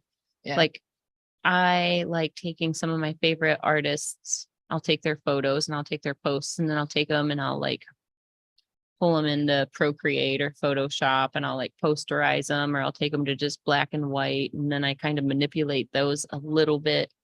But it's kind of cool. It's kind of like the same thing Cassidy Bell does with like the digital, but this is organic. This is like, I don't know. It's like magic to me. I just It love looks playing so with the glass beautiful. art. I love that so many people are down for it too. Once I posted a couple of these, I've had a lot of people asking about them. Yeah. So that's pretty cool. This is a That's collab that I'm so doing with beautiful. Rich Cook on our buddy Devin. Rich Cook started the lower half and we're gonna flip flop back and forth around the middle. And once we get into color, we will just kind of go crazy with this. This is gonna be an insanely colorful piece. We were just concentrating on the black first. It's a funny thing about really bright colors. In order for a color to look bright, it's got to have equal dark next Oh, to yeah. it. People always get so stressed out when I when Yeah. I like start my bright colors. 'Cause I do lots of like neon. I want things to look really glowy and so Yeah. bright. But I put so much black into my tattoos. And people are like, are you sure that we're gonna I want it to be neon, but it has to have that like deep shadow in there to make it Yeah, look bright. And this sleeve is going to look insanely colorful, but in order to achieve that, it will first be 50% black. Not even 50% Yeah. black and gray, but 50% black. black. Yep. And then when we get to the color is going to go so fast and insane and it's And it's just gonna going to come to heal life like people. crazy. Yeah. And it's gonna last forever. Like it's because Mhm. it's so packed with that Well, black. Rich is a saturator and I am a saturator. So I know this sleeve. And Devin takes care of his tattoos. He's got an Adam France sleeve on his other arm. I did this piece on his chest that's creeping over. But he takes care of his tattoos and he's definitely not afraid of color. So when you're not afraid to get bright colors, but you also know to sunblock, or he's close enough to us that we'll yell at him if he doesn't. So he knows he's gonna hear it. Like I'll lecture him like a mom. If it's like, hey, it looks like you're getting a nice tan from riding your little motorbike around there, buddy. And he'll be like, yeah, I gotta be better with the sunblock. It's like, yeah, it sneaks up on you. Like, take care of your skin. I say that to all of my people that get more sun than they should on their Oh, yeah. tatties, I'm but trying to hide from the sun all the time, honestly. When Now I that I'm drive- getting all these bright pieces, I'm like, all right. when I drive, I actually have like little throw blankets that I keep in my vehicle because like it's a good idea to have blankets in your vehicle in the winter just in case, you know. But from the sun, I can lay a blanket or a hoodie over my lap so my legs don't get too much sun. This is A-Raj. We've had Adam on the show a few times. This is his back. I think this was our third session.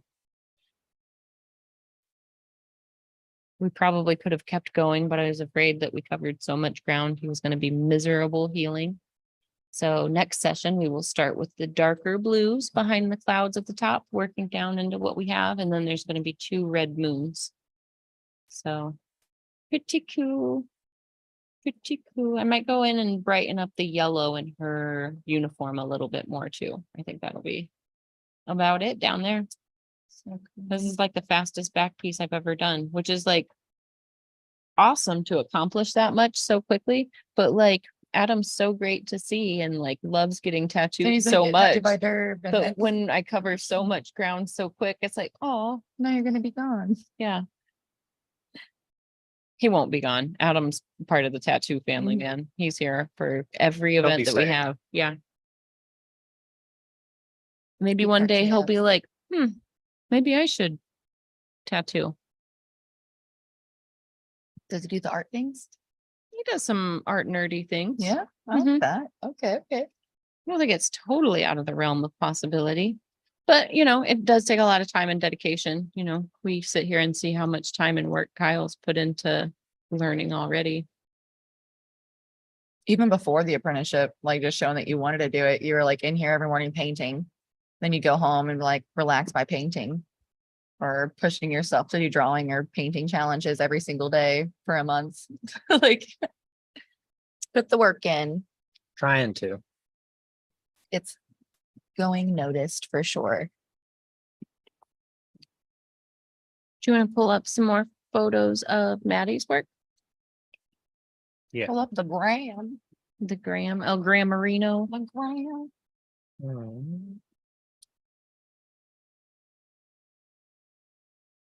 Oh, did you show off Eric's leg?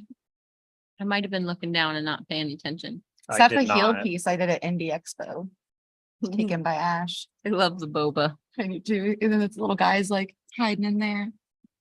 Pop to enjoy. The snake's about to eat him. Every little detail, the little cross eyes on the smiley face. Thanks. I love him so much. You're like, this could just be a boring lid or Hear me out. I spent so long looking at like different lids and like how the ankles and stuff are. It was stressing me out. no, it's It was good though. fun. Thanks. I love that in the photo, there's like this perfect swirl Yeah, to the guy contour behind the him. snake. Yeah, it's like a was that on purpose? I have no That's idea. a happy accident Maybe I'll because it makes the the photo look pretty rad. rad. If it was on accident, cool. If it was on purpose, that's pretty. We're gonna say thoughtful. it's on purpose because he's pretty thoughtful. And then we still have background to put on this. We're gonna put like a spooky Halloween scene behind it. Like glowy pumpkins and stuff. Are you currently taking new clients? Yeah. Yeah. How you haven't been at Retreat very long yet? What is the best way for people to reach out to you if they want to get tattooed? Instagram or my email, shabby.beatnik@gmail. But yeah. you just What kinds reach of out to stuff, me. like if you could put a description of the kind of work you want to do, like what do you want to do more of? Like clearly, Goofy little obviously, bright weird goobers, colors, new school. things. Bright new school, goofy little goobers. And they don't always have to be like cutesy little critters. Like we did this kind of spooky man, and we're gonna add to that. We're about to put a shark on there somewhere, and we have a bottle that we're gonna add with like a toxic waste plant because on the back of that is a shipwreck, and that's why this little guy looks like an oil spill. Oil slick octopus. Yeah. So we played around with that a little bit, and then we're gonna put like a toxic spill and then have like a weird little glowy fish that has like really big eyes and looks like You kind of like weird. anglerfish a lot, don't you? I really do. I They're feel like I really overheard you say that the other day. Yeah, I do be like an anglerfish. But yeah, this was awesome. This was 4 This sessions. This is coming along. Thank you. We have I feel like I white remember when highlights. you started it. Yeah, white highlights and get that background put in. I'm I love excited. the way you say white highlights. Oh, I don't mean to. I love it. Christina Don't comes change out. it. Don't change it. Don't change it. White highlights. Back to the This fish was talk. so fun. So this was right after I hung out with Jeff, and I was like, oh, cool. I'm just gonna Sharpie this bad boy on there. And I just brought out my Sharpies. And it was before I knew to use like multiple color Sharpies too. I just had one Sharpie, real fat boy. I was like, fish.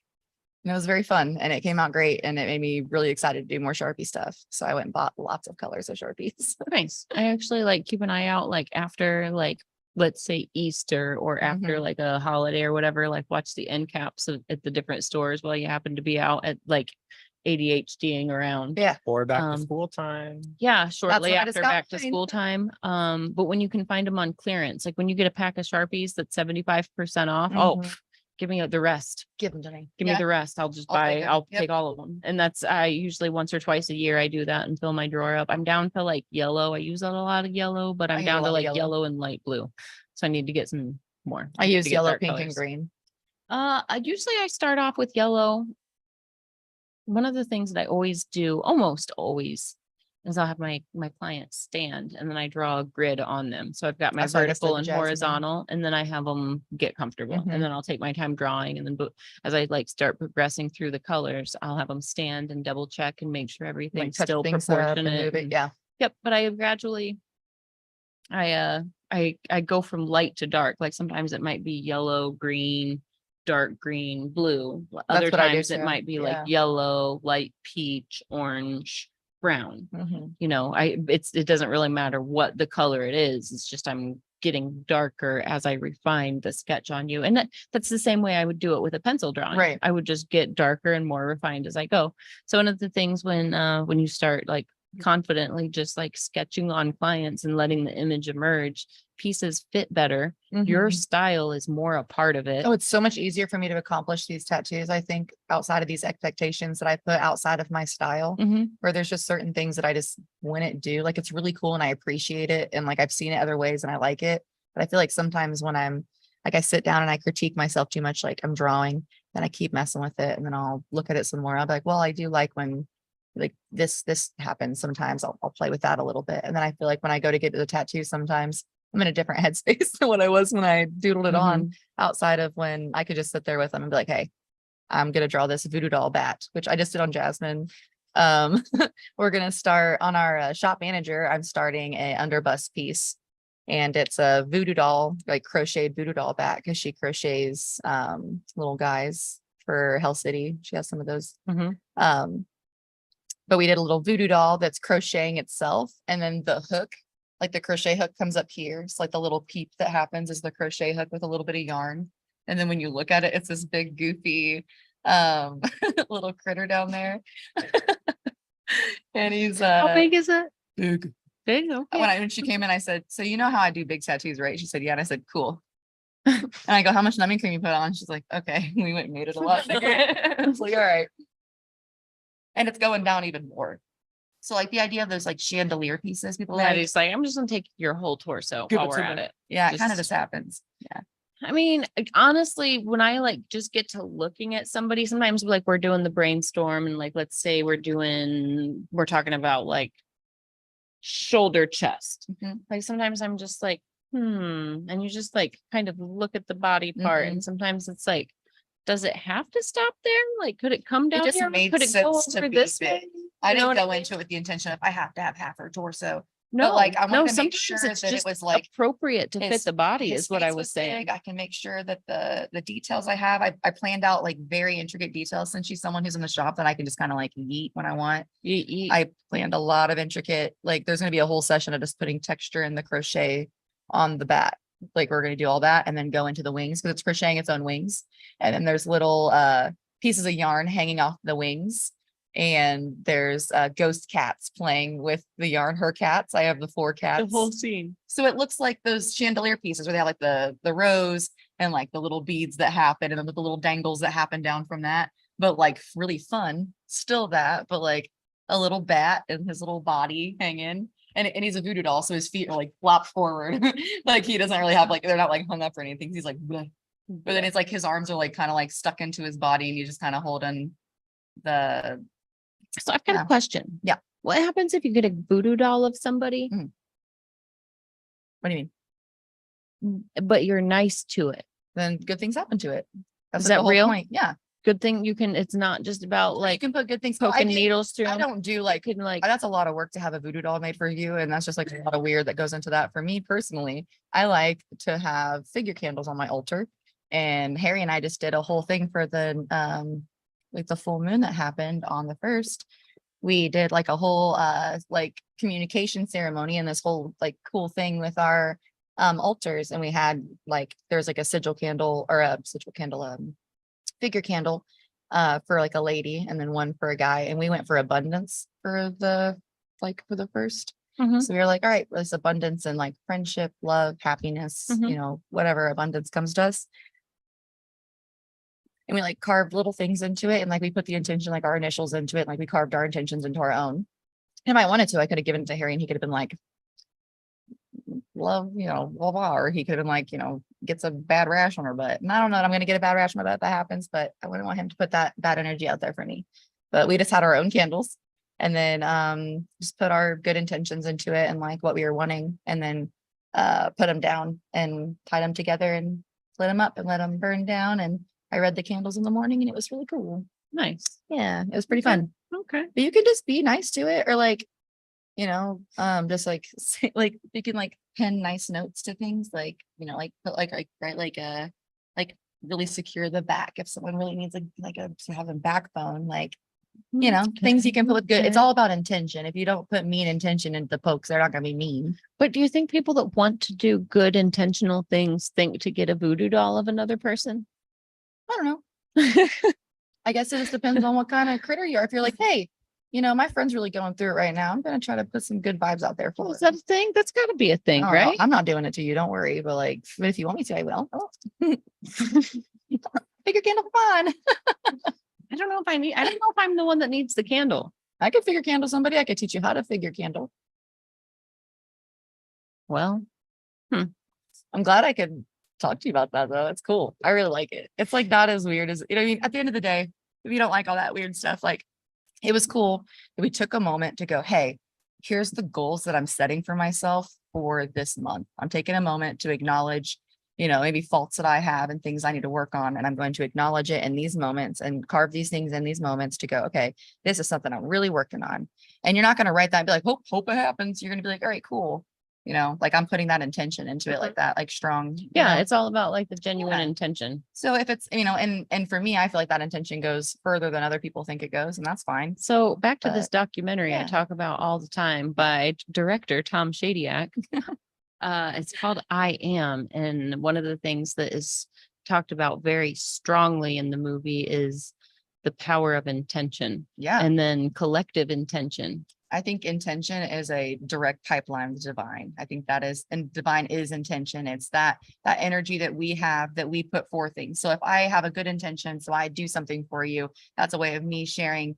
Like that was in a moment I go, wow, like I want to do this for you. So I'm sharing that with you. And sometimes that comes out when I get a physical, tangible thing, but I still put my energy into that and I shared that with you. There's like, it goes further than that sometimes. Isn't And it it's all funny about that how like when you intention. start being mindful of intention, you start being so much more mindful of gratitude at the same time?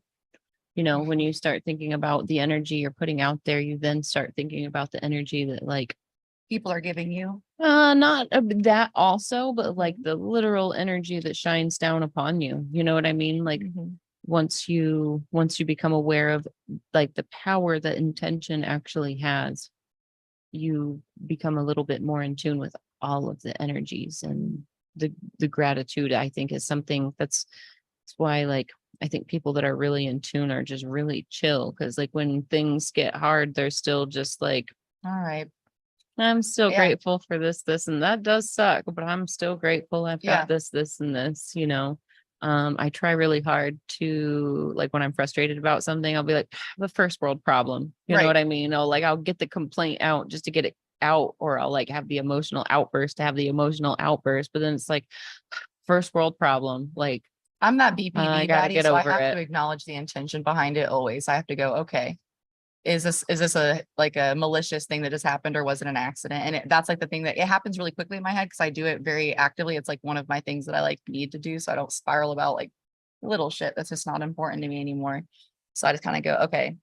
Like let's say like you come in and you're like you had like a really bad day or something. Not that I've got you on a weird day where you're mean to me, but let's say you come in and you just don't say hi, and I said hi and you didn't say hi, or you were kind of like dismissive, I could look at that and be like, oh man, maybe Fawn hates me forever. And I might think that. I might ask you if you hate me forever. But in that moment, I'll be like, all right, cool. Like, what was the intention behind that? Like, is she normally like that? What's her baseline? And it just kind of like happens like a flicker in my brain. But like that's like for every situation. Like if something like, man, this really bad thing just happened. It's like, yeah, but like, how much energy are we going to give that for this weird little blip that wasn't that big of a deal? Mhm. That is one of those things that like sometimes it's hard to get into check in the moment, but you have to like get perspective and get it in check. Yeah. Like Intention helps me like get right to that point. And I think that's what I have to like really focus on is like, all right, cool. Where are we at with it? So I don't freak out for a minute. Let's Mhm. focus on something. It's like, all right, cool. This is that. Just gotta get it figured out. so it's funny that our conversation has like organically gone towards gratitude because it's one of those Yeah. things like you write it down, you put the intention out there. Look at the next thing on the list. Gratitude to be able to collect Oh. the way that we do. Not that I've gotten tattooed recently. I need to get back on that wagon, but I'm working on being less chunky. So I have fewer square inches to be tattooed on my belly. Like, I'm like, yeah, I I wasn't should. planning on it, but I'm going for that too. I've thinned out a lot, so my ribs is a lot less to work on. Stop. It's like fewer square inches. It's gotta Yeah. hurt less, right? Right, yeah. Yeah. I feel like on that topic, being tattooed by, Is it weird again? Yeah. Being tattooed by Jeff has been really awesome for a lot of ways. Like again, making me more confident in being an artist, and like not that I wasn't confident in my art before, but like more confident for sure. And you always have room to like grow there. I feel like talking to him and seeing how he just like threw his stuff on there and like he just knew what it was going to be. And I know that I can do that too. It's like it gives you permission to just I was do just it. about to say that. Like for so long, it was like I had to prove to everyone else I knew how to draw before I put it on them. When But I somebody don't just have to do looks at that you now. and they're I like, can do it. just do it. And I Oh, feel like thanks, now Adam. I'm really just only doing the art I like to do because that's what I draw. So people come in, they're like, I want this. I'm like, heard. So I just draw it like that. And that's what Jeff says too. He goes, most times people come in and like, what are we doing today? And he's like, and it's not that I don't care about it. It's just that like we're going to make it that day. I'm not going to make it, I'm not going to make, and sometimes he'll like draw stuff ahead that he wants to do. Mhm. But a lot of times like, all right, let's just draw it on there. And he could just be in that space, come up with that guy together, like have that moment with your artist before your tattoo where it's like, yeah, we're supposed to start at 3, but like be here all day. We're going to talk and we're going to make sure that we're making something together. We're going to get Mhm. that experience and make sure that we're in the same realm. So many times clients come in like, this is what we're doing today. And then we start talking a little more. They start talking about like kind of stuff I like, we're doing and what I've been doing. And Mhm. well, maybe I want something like that. Well, you could just pick out one of these little guys. And then we kind of just move more towards that anyway. So I feel like now I do just wait and just draw a day, like on the day on them. So I already know that I'm doing that anyway. I don't trace a bunch on my tablet. I'm just drawing on my Yeah. tablet. So I can just draw onto you. And it's just not that big of a deal to me. Like certain things like I've done like the other day, I added a handwriting thing. Obviously I would stencil something like that, but I just don't really do much like that anymore that I would need to have a strict stencil. For bigger pieces, I like to do a loose stencil. So I know where everything needs to lay and I'm not like just going in blind, or things I need to be symmetrical. I like to make sure I put those in and actually map those out right to make sure that it's Like, lined there's right. nothing wrong with but like doing combining both, I think stencil it's with fun. freehand. Yeah, I do that a absolutely. lot. Yeah. Like making sometimes- all my circle stencils, popping those on, making sure that I'm doing perfect circles like that. I mean, I can sit there and play around with a marker forever and do that, but I could also just put a circle on you and make sure that I'm doing that as clean as I possibly Mhm. can to add to how fun this tattoo is. I like funny. goofy tattoos that are done so clean and you add little tricks to them that have you don't need to do that, but you did, like the little tiny stuff that, this is just supposed to be a fun tattoo. People always think like, I want to get fun tattoos with my friends. I don't care. I just want to be silly and stupid.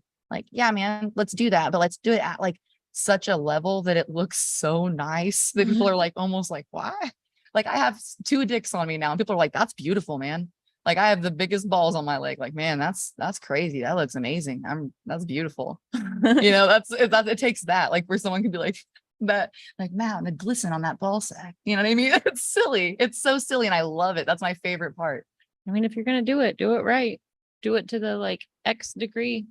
Sorry. Parked on it. I did. I'm so sorry. Yeah, it is one of the things, like, even when I'm in the middle of like some of my most brutal sessions, like, even though I've like just kind of surrendered and I feel beat up, there's still this like element of gratitude that I'm able to be there in that situation with the people that I look up to, with the person that I want to learn from and collect art from. Like there's all these different layers of gratitude, as well as like just being just punished. Yeah. Like just feeling I always just, say thank you all. I'm like, oh no. Cause I like whimper to myself, but the more uncomfortable I am with you, that it gets a little more like, hey, it's not like a big, Mean. I'm not like a terrible screaming baby about it. I sat for 24 hours at Hell City. Like I make myself sound worse than I am. And everyone always tells me that when I get tattooed. I sit very well, but I'll be like, ooh. I'm incredibly ticklish, man. I feel like I squirm and I fidget on my I don't move torso at all. I everywhere. stay so still, but like I was working on my booty when I was getting tattooed by Adam because he was in my toe bits. He was on the top of my foot and my shin. Like it was all the worst spots. So I was relaxing that leg as much as I could, but the entire rest of my body was like in bridge. And I was like so tense. And I was just relaxing that leg and I was like, oh God. Your And pores all sore the next week. oh yeah, but the whole time I was like, I know that I'm acting ridiculous, but I really appreciate this. And like I'm paying attention. I'm just dying and I hate being tattooed, but I love this tattoo and I'm gonna love it forever. Oh man, one Ugh. of the sessions on my knee, Adam was tattooing me and like he was working on me in such a way that like my foot was on the stool, like between his legs. Like he was kind of like holding my foot Oh, with I do his that a legs lot. and tattooing my knee. And as he's tattooing me, I'm like trying to be still, trying to be still, trying to be still. But that like area below the kneecap, that's like one of those reflex points. So it was like an uncontrollable. I was just like pushing him away from me. So he'd like work for a minute and I'd push him away and then he'd scoot forward. That and happens to pick me all the myself up. time. So then I ended up like curling up and just like holding my leg and just like I'm in a ball with my foot between his legs. And it's just like, it's the worst. I just could not hold myself still. And like I knew how frustrating it had to be, but also at the same time, I've tattooed people in the Mhm. same place. So before that, I don't think I understood how involuntary it was. After that, it's Oh, so yeah. easy to be patient with I it just because put a I know lot of you can't pressure help on you. it. You're not I moving. know it's literally one of those Yeah. like, You didn't mean it. yeah, I know, Yeah. man. I know. That's why I'm like, we're comfortable together because I'm damn near laying on you because you're not Yeah. gonna move because I just want to get it in there as clean as I can. You know, and it's funny at this is something I realized when with Russ working on me was the more like just firm he held me, the almost more comforting it was. That's like all my I don't clients say that I don't too. want to necessarily describe it like Russ manhandled me, but when he would just like lay his hand and arm on me and just kind of like lean into me and like stretch a whole area and like just the firmness of his hands, it was almost like a hug. Yeah, no, Like- I clients say that all the time. I Like it's feel like like it's you got comforting. me. You got me. Like this sucks so bad, but I feel like you got me and I feel like you know it sucks and I feel like you are being as compassionate as you can. And it's one of those like maybe there's something about actually being that connected, you know, when there's that Mhm. much physical contact between the artist and the collector, like it's almost comforting. Like I can't say that it makes the pain go away, but it makes it easier to tolerate the pain. Absolutely, it does. You know what I I mean? feel like for me, when I was on like hour 20, we were like on hour 22, 23. on You're my- just like delirious I about was, it. yeah, I was really not on. I was because the first day we started on my elbow and then we finished on my elbow the second day. So it was pretty bad. And an artist had come up while I was in it and he goes, "You don't look as confident now." Something like that. And it like pissed Jeff off. He was Yeah, like, that's a "Hey," pet peeve of mine. he as was like, well. "Hey, no, Not she's actually helpful. doing great. We don't need that right now. We're in there. So yeah, she's doing great."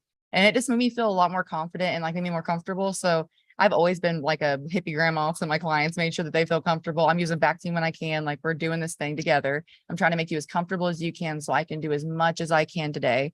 And I feel like having that reciprocated and actually feeling that for the first time was like, cool. I'm glad that I'm giving that to my clients. And it made me like, it like reassured me that like, Mhm. that's what they do need right now, is for me to go, hey, it's all right. It's totally fine. I'm always like, listen, I'm a big baby. You're killing it. Like, don't even Mhm. worry about it. I'm like, man, I don't even have this part of me done yet, because I'm scared. You're doing such a good job. Like, I'm like all the way holding on them. And I love when, I am in a spicy area of a arm or a leg, and I can, my collection is far enough along where I can be like, no, I really understand what I'm doing to you right now. And I'm sorry for that. But the kindest thing I can do is to just be efficient. yep, just get it in there. Yep. If we dilly dally, if we, are delicate about it, it doesn't hurt less. It just hurts longer. And I think sometimes when I'm in those really tough spots with clients and I like have that talk with them and use similar words to Mhm. those, it's like, this is teamwork and I do understand, but like, here we go. And Yeah. sometimes I'll even do like, let's say we're creeping up in this little armpit pancake area, Mhm. or we're on like a nipple area or like the fingers. I'll do this thing where it's like, all right, I'm gonna dip, get my color. I'm going to work on you. We're going to count to 15 together. I'm going to saturate for those 15 seconds because, with every dip, you can really only do like a nickel size Mhm. area if we're talking like sensitive times. You know what I mean? Yeah. You've got to concentrate and be precise and efficient. So sometimes there's even like this literal like countdown that I Yeah. do with my clients. Like, here we go. We're gonna do 5 seconds here, or we're gonna do 3 seconds here. And sometimes they'll like be like, all right, let's go. And I'll be like, take a couple more breaths, Yeah. relax. Here we go. I like that And you said as that too. they like calm down, it's like, okay, here we go. 15 seconds. And as we Yep. count that down together and I get to 10 and that's all I needed, Yep. and it's time to change colors, they have that sigh of relief. So sometimes there's like a strategy in working in a rhythm with them once they've made it to all the way through the 8 hurdles and they're going over the 9th and they have one more left, but they're out of gas. That's when it's really time to like make it teamwork. Yeah. And, you don't want to rush it and move your hand quickly. You want to pause, let your client collect themselves each time between you change, Mhm. each time you change colors or get more ink or whatever. And you just go in with those short little, like, okay, this is going to suck, but it's going to suck for 15 seconds. Mhm. And you can count it down together. And then there's that breath of relief. And then you get in that rhythm. And all of a sudden it doesn't hurt less, but the anxiety is gone. Right. Like you talk them through that first 2 or 3 cycles of like, okay, take a breath, 15 seconds. And then you get through the last hour or 2 hours or 3 hours or day Right. sometimes, you know what I mean? So that's crazy when I really like stop and think about how much teamwork there is Yeah. to this process. Like I say it very casually, like it is teamwork, but I feel like I people have- don't use it like that a lot. I have Like, they been don't on the communicate. receiving end of it where like, and a lot of times when I'm getting worked on, because like, Russ and Guy, they get prototype equipment a lot. So when Russ was doing my back, he was using a prototype machine with prototype needles. So it was nice because I could give him like, I don't want to be like clinical feedback, but clinical, thoughtful Mhm. feedback. Like, yes, the ribs and kidney area of my back suck, but let me tell you what this needle feels like versus the one you used a few Mhm. minutes ago. I can tell you if you use it this way versus this way, it hurts a little bit less. And it's funny to hear as he and I are talking, he can be like, oh, that's interesting because it saturates this way better too. Mhm. So he and I were learning together while he's using brand new equipment that hasn't even been made available yet. Right. Like those are just kind of cool. Yeah. Cool moments. I think, like you said, like the teamwork of it, I think is super important, that a lot of people don't talk to their client while it's happening. Like, hey man, what parts hurt the most? But I always ask my clients that. I'm like, all right, we're going to get into this. I'm going to start in the spots that I think are probably the spiciest. I'm going to use the tiniest needle I have and go ahead and get these tiny details in because we're not going to like it. And we're going to use all that adrenaline at the beginning to just knock out these really bad spots. But if you tell me some spots don't hurt that bad and like other spots do, just let me know so we can get started there first. So we don't have to like keep going back in and making it bad for you. Yeah, I do encourage my clients to Yeah. communicate with me. Like, don't sit there stoically and silent when let me all I know what's gotta up. do is like dip my finger in the Bactine and rub Right, it on the yeah. area and wait 10 seconds. And Right. all of a sudden it's not exhausting anymore. Right. And you can just relax again. And then let me know when it starts to get Mhm. spicy because I'll probably need to cleanse the ink away Right. anyways. Like when we were on like the end bit of my elbow, like on the client side of it, he was like really getting, or like Caitlin was really getting in there, and like Jeff was really like up on the top of my arm, like they're kind of like at the very end, Mhm. and they were like, man, like I was like, don't. He's like, we don't have to do this, or we can move this. I was like, no, just do the thing that's gonna look the best, so we can have the best tattoo. But like, I know it's gonna suck. I just needed a second, a little Bactine. Okay, like let's just knock it out. Like get those white highlights in. I want them to look White nice. highlights. Do the do that tropical teal, pop Don't that change bitch in it. there.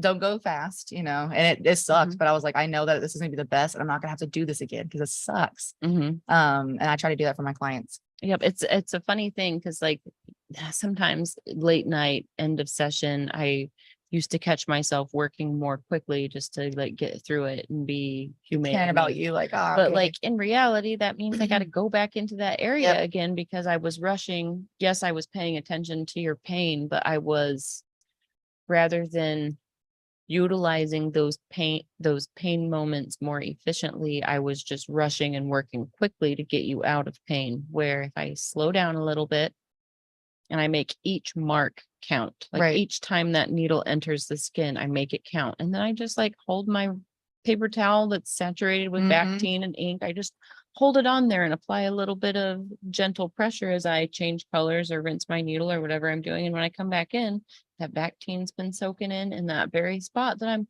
coming back to. So, you know, it at least helps where I'm making contact with Right. where I just tattooed. So there are all these things where when you're in those spicy areas or you're at the end of the day, just like slow down, think efficiently, but also think of like, man, this is teamwork time. Yeah. Like this is brutal. This I'm is very the- liberal with my Bactine. I'm very like, it's $5. I will use a whole thing. Yeah, of I usually Bactine go on through you. a whole bottle. Yeah. Yeah, tattoo. Sometimes Yeah. only half, but like Mhm. the little cups on our ink tray. I want Usually you to be I comfortable. fill it at the beginning and then I refill it on like our dinner break. So usually go through a whole bottle. And then if I don't use it all, then I end up just like sopping it out with a paper towel when it's time to like cleanse at the end of the night. It's magic. It's a magic It potion. is What do you much think? better than numbing cream. I've used numbing cream in a couple spots. I usually just go into it because like we're usually doing it at competitions and I don't want to have that affect it. With my clients sometimes, especially in spicy spots, if you want numbing cream, I will use numbing cream on you because I'd rather you be comfortable. Mhm. And if that's what you want to do, we can. I'll also use Bactine. Yep. But we're gonna maybe have to go back in on that. And I'm comfortable going back in on that if that's what we need to do. But during conventions, we're trying to do a competition piece. I want you to be able to do the best that you can. And I don't want to have like hindered it in any way. So I try to make sure that I show up as a good client and Mhm. don't put anything crazy on me. And the Be tough. Bactine honestly feels much better a lot of times than the putting like numbing cream on. I mean, it helps with the initial, like it's a little bit numb and it helps the initial getting you into it, but that shock comes back. But I think you're just more prepared for the shock to come back. And sometimes people need that, and that's fine because I want to be able to work on you as long as I can. Mhm. But I know I'm gonna probably go back in. Sometimes like the tack or not tack, but Zensa, I don't have so much issues with. Mhm. It's usually pretty consistent. It's pretty but nice. I've yeah. definitely used it on myself when we Right. first started carrying it, and I compared it to another prenum that I used for a lot of Mhm. my tattoos. And I actually compared like one armpit one day with Yeah. one and the other armpit the other Oof. day with the other. So it was like as close to a side by side. Again, like not that it was clinical, Right. but like for my own knowledge Right. of the products, I know how well they work, how long they work. And you know, in that area, there's a various amount of like different kinds of tissues. You know what I mean? You've got your ribs, you've got like the under boob area, Oof. the under breast delicate stuff we prepped onto my breast, then all the way up to the armpit crease. So like I could understand how it worked and I could understand how it felt on the edges where like it wasn't numb. Like I got to experience it and I got to experience the ups and downs. But anybody that worked on me with any of those products was very patient and Right. thoughtful about it. And, you know, I'm not going into little things either. Right. So I think one of the things to be mindful of with the prenums is to kind of like wrap your head around it being a head start. It's going to be like a slow ease into what the tattoo is going to feel like Mhm. the rest of the day. I think if you can wrap your mind around that, it makes it very bearable. And if you go into it with that mindset of like, okay, this is kind of like my training wheels for the first part of the session. And as this wears off, then the Bactine is helpful. Right. And you can always communicate with your artist about like, okay, spicy, a little more Bactine, or you could steal Derb's patented trick. He has a spray bottle of Bactine in his own hand when he's getting tattooed. So when his artist I is do that doing too. stuff, he like, and then puts it back down at his side. And Yep. so that, I mean, that is a way to do it. If your artist doesn't necessarily use Bactine or doesn't know how to do it, that I don't think that would be disrespectful No. or anything, because all you're doing is adding an antiseptic to it Yeah. as well as As the long as you're lidocaine. past that outline stage, you're fine. Yeah, yeah. don't do it if there's still stencil Yeah. on there. It's not going to help if the skin hasn't been broken. Yeah. That's the thing with the Bactine. Once the skin is broken, then it's very effective. I think with the numbing cream, a lot of times people kind of cop out on the numbing cream and just try to blame numbing cream for like Overworking. overworking skin Yeah. or not knowing You know what I think? I Yeah. think sometimes artists are like, oh, you're numb, and they just go hog wild. exactly. Yeah. And Not knowing how to use it, wrapping it on too long, thinking if it sits on the skin way longer than it needs to be is going to be better, which a lot of times like can make the skin poofier. So you have to know how to do it. Did you clean the skin before you just put all that stuff on there? Shave them up, make sure everything was good. Like it's a lot of factors into putting something on the skin. Did your client put it on before they got there? How did they put it what on? product was it? Exactly. Because some of them, they're not all created You're supposed to equal. use them a certain Um, thickness of them. You're supposed to use a certain, like sometimes like you're not supposed to use it while the skin's broken. Sometimes you can use it when the skin's broken. And people don't look into that. And then they just want to cop out and blame numbing cream for issues. So I have a lot of clients that come in like, you know, outside of the issue of the, oh, I'm just going to get through it. Like we also used to not use gloves. So if we evolve, it's okay. Calm down. Like I just don't want you to be in pain. That's not my kink. But outside of that, like don't scare my clients off with, hey, if like I'm about to get my lady bits tattooed, that will be numbed. Why wouldn't I do that? Like that inner crease, that would be silly not to try to do something to make that more durable so that I'm not like, or more bearable. So I'm not like smacking into like Jeff or like, I mean, it's gonna be hard to keep my leg down anyway, but like keeping it a little bit numb might make it easier for me not to twitch as bad. yeah. So like, I don't like when people try to like, bully you out of it for one way or the other. I think that you have to test it on your skin first.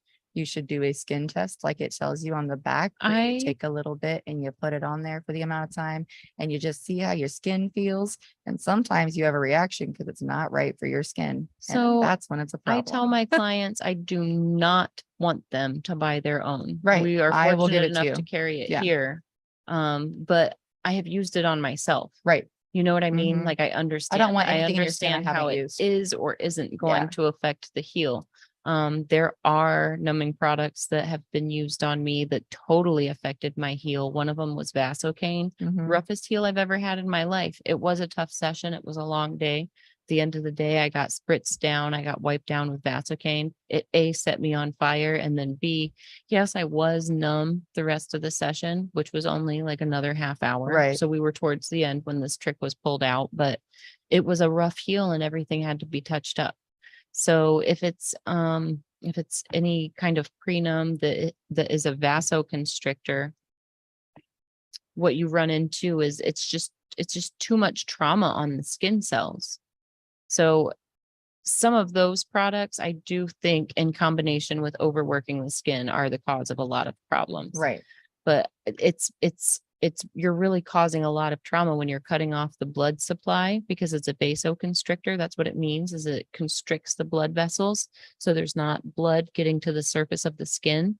So those cells are depleted and starving of oxygen and everything. And then you're going to puncture them with needles to their maximum saturation and expect them to recover easily. Like you've killed them twice. Yeah. You've killed them twice. You killed those poor little skin cells 2 times. You strangled them and you stabbed them 47 times through the chest. Like how do you expect them to heal? So that's how I feel about some prenums and that's why some of them do cause problems and some of them, like,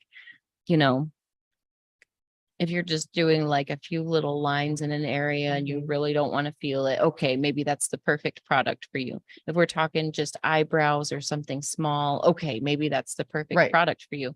But you're not cutting off the blood supply from the topical Vasocaine for as many hours as you are Right. for a large tattoo. So those cells, they have those skin cells are experiencing the effects of the vasoconstrictor for a much shorter period of time because the procedure is shorter. So Mhm. they're not as starved for as long. You know what I mean? Yeah. Like they were just like depleted of blood until they were woozy, not until they blacked out and dead. Right. He has a bad morning, but he's fine. Each one of those skin cells. It was a rough wake up, but they're all right. They're gonna get through it. So I mean, I don't want to say don't ever use the products that are vasoconstrictors, but know the difference if you're using them. And like I think it's important to know what your clients are using. So that's where I think, if you want to do the prenum thing, make sure your artist is cool with it, understands how to work with it, and like you're using the right product that your artist is familiar with. Yeah. So because I am absolutely for prenums. I am Mhm. absolutely for Bactine. I love Holy Water. I Yeah. love Hustle Helper. Honestly, the only one I've tried so far that I'm not a super fan of is there's one called Nothing Foam, Mhm. and it just kind of put me over the top on one of my sessions. Like the sting was so much more intense than Bactine that I was like, whew, that took my soul right out my chest. So that one, I feel like it's almost like it's too medicated. You know what I mean? Like it's almost too strong. Right. But I'm definitely for the prenums. I just Yeah. feel like you got to be on the same page with your artist about the prenum, and artists, if research you're on them. using it, yeah, like deliberately schedule a tattoo with anybody you look up to Yeah. learn from them, but also start the session with, hey, I'm experimenting with this new thing. I want to see how it works. I want to see how it affects the heel. I want Right. to see these things. And any artist you look up to is going to be like, oh, sure, let's do this. Or they might say, oh, I already know about that one. Let's not do this Right. product. Let's try this. Or It's here's more why I effective. wouldn't want to try that in Yeah. the first place. But if you're going in understanding that it's an Mhm. experiment and you're both going to learn from it, I think that's the way to try out these prenums is find a prenum that works good on you as a collector. If you're a tattooer, find one that you like and you like the way that it works. That way you can help your clients along with it. If you understand like how long it works in different areas, then you understand how to work with it. Cause like collarbone areas, you've got a really short window. Tissue areas, like, fattier areas, you've got a longer window of it's going to be numb for like a couple of hours in some of those spots where, you get an elbow or a hand or collarbone or throat and you have 15 minutes to a half hour, no matter how long you leave it on. Have you noticed that? Mhm. But I think that's one of those things where you don't really understand it unless you've experienced it. So I've had a couple of things like when I've used it on my like on this guy right here, Mhm. it felt like I don't know, at the beginning, like I said, it did help a little bit, but then it started just to like burn really bad. And then it didn't really help much. Like you said, after like the first like 30 minutes, it really didn't do anything. It just But kind did of it started help to you like, ease into it? yeah, it got me into it, which is fine. I think this brand wasn't my favorite. It was Tack. Mhm. I'm not a huge fan of Tack. Don't Okay. use But now you know. yeah, but it just kind of like I don't know, just like burnt my skin a little bit once it was like touched again by it. Okay. And I feel like the heel was really shitty. Yeah. Which this artist is like a feather fingers. Like he is like so like gentle, like usually has great heels, and this was like really just not great. And I know like the bend is kind of like a Mhm. not so I haven't great spot, researched all but of it them. I've wasn't my only favorite. researched the ones that have been used on me. So Right. there are many out there that I Right. don't know anything about. So that's why like I repeat things like there's this paste called BioEvolve or Mhm. BioSense, which is like a custom compound from Canada, which is pretty stinking awesome. That's one I use on my feet. The what like the fancy one. yeah. The Canada Yeah. The Canada paste. goo, I had that on my toes. But that's what I tried on Ugh. one armpit, and then I tried Zensa on the other armpit the next day, and I was delightfully surprised. I think the Zensa works equally as well, Yeah. and it's only $40 a tube, and a tube is enough for 1 to 2 sessions of large. And it like just basically coverage. dries on the skin. If you like, I encapsulate mine. I feel like that works better for me than letting it dry. I feel like it just keeps like when you soaking wipe in. it though, it's not like greasy. Yeah, It no, just soaks into the skin. Like once that thick, because I put it on like a thick layer, like we make it like thick, and then wrap it up. But when you wipe it, it's still like with tack, it's almost like kind of Vaseline. spongy. Yeah. So it's like really like oily. So when I put my stencil on, my stencil wipes off, where this one just dries. Once you wipe it, it's not like a big event to wipe it off. I don't have to really take like a bunch of alcohol You or just take try a to damp scrub. paper towel. and Yeah, it's when you fine. have it really greasy, you have to kind of like alcohol it before you can put the stencil on. And I can just go in and just wipe it away, keep some on the side in the wrap for later and pop it Mhm. back in. Jasmine barely flinched her whole sternum. She said, I can't feel this. Like, and we used the Zensa. The thing Not that I loved sponsored. about Zensa is that we could reapply it. Mhm. And it doesn't burn. It does get like, I'm going to call it delightfully warm. It's not uncomfortable, but it does get warm as it starts to kind of soak in Yeah. where the tattoo, where you've already been tattooed. So that's really it. It just Yeah. gets mildly warm and you can encapsulate it again. Just like, you can take Bactine, spray it on a paper towel and encapsulate that. And, that's how we kind of got through the later part of the session, but you can reapply it. When Guy would take a lunch break and go back up to the house and do family stuff, I could just put Zensa on my whole armpit area and renumb it. Like, And let you it know, soak in. yeah, even though like on the rib area, there's not a ton of tissue for it to Mhm. last a long time, it eased me into it. Yeah. You know what I mean? And to go into it with the mindset of like, okay, this may or may not help. And I already know it's going to get worse, but I'm going to count my blessings while it's not bad. And I'm going to pray to the Bactine gods that they're helpful Yeah. later on. Vaccine has never done me wrong. I'm always like, can we just have a little bit more? They're like, all right, do this. Go get a soda drink and then pop back in. I love that we've got it in bulk at the warehouse. I like grab a Oh, yeah. handful of it every time. I Mhm. buy it by the 4s or Yeah. 8 at a time. Yeah. Yeah, I do. Like that's No, why I just always I- have it tucked in I my just dilly cabinet. dally in the morning. I'm like, here's the things I need because I can.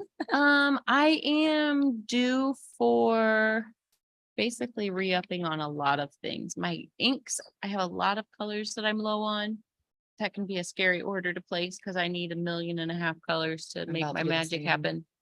But it's just because I need so many variations of each color. You know what I mean? Mhm. I not only need 3 purples, I need like 3 purples, light, medium, dark, extra dark, and then deep purple concentrate. When I'm like picking out my colors, I then- think about specific scenarios gotta in which I'm have- going to use them. So I'm always like, Yeah. that's not like I gotta need like have, a deep foresty situation, but also I need this like weird neon dart frog guy. yeah. So I end up like just in my purples, I have like 5, I call them color families, Mhm. where it's like the light, medium, dark family Yeah. of a color. So I got like 4 or 5 of those just for my purples and grays. I Mhm. kind of lump my grays in with my purples Yeah. in my palette box. And then I go to my greens and there's so many greens.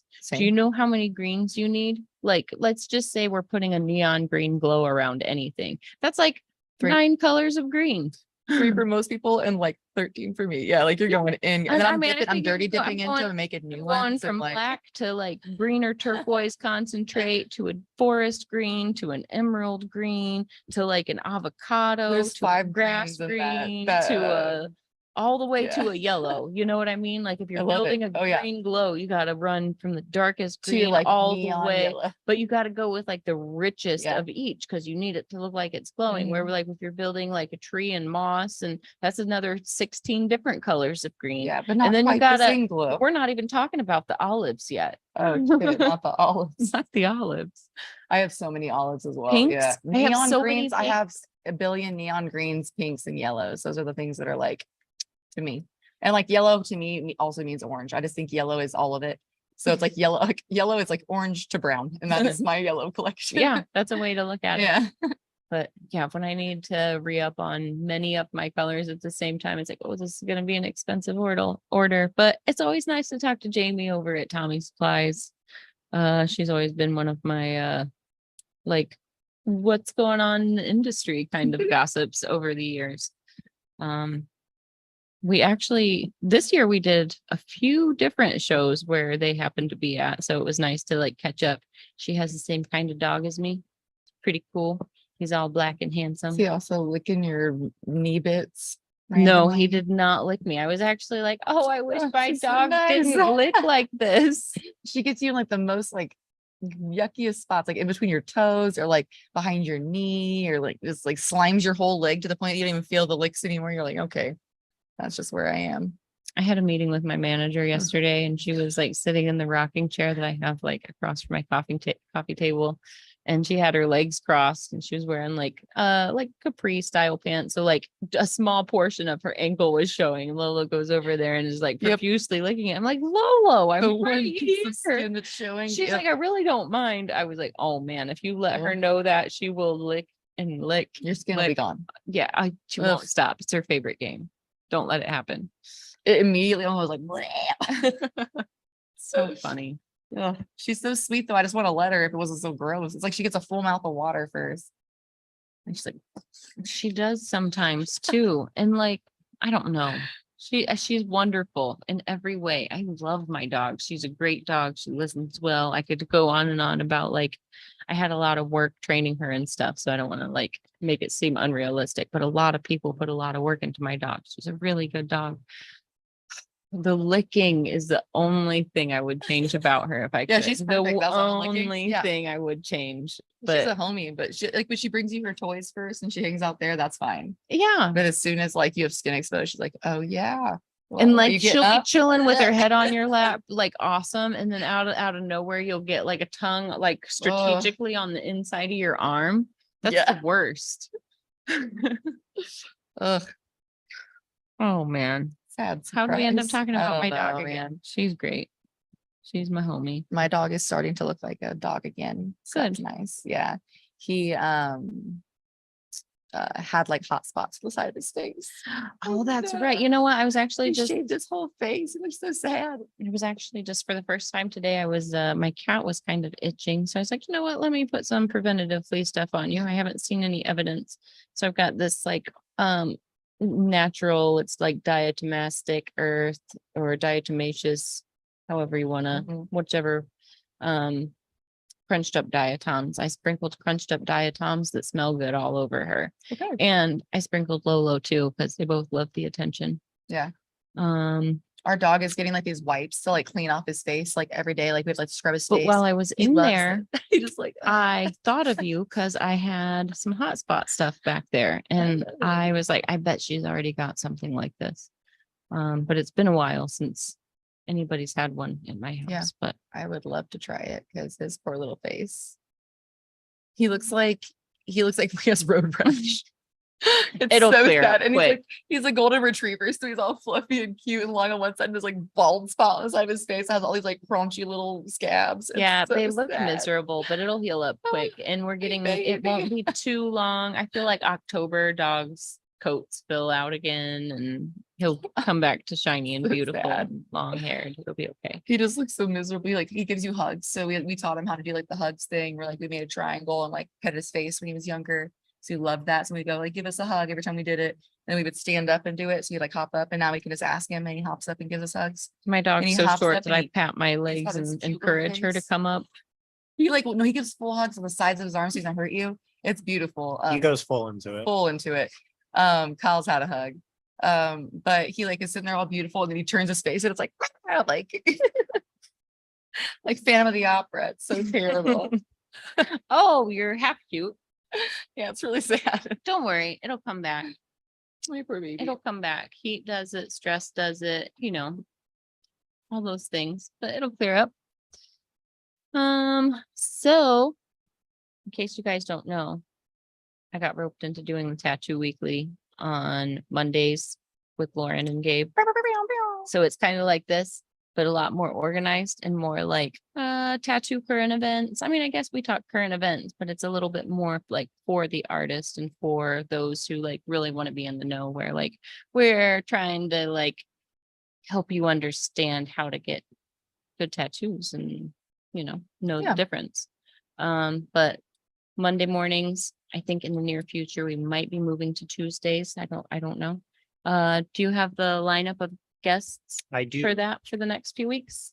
There's Corey Ferguson for next week,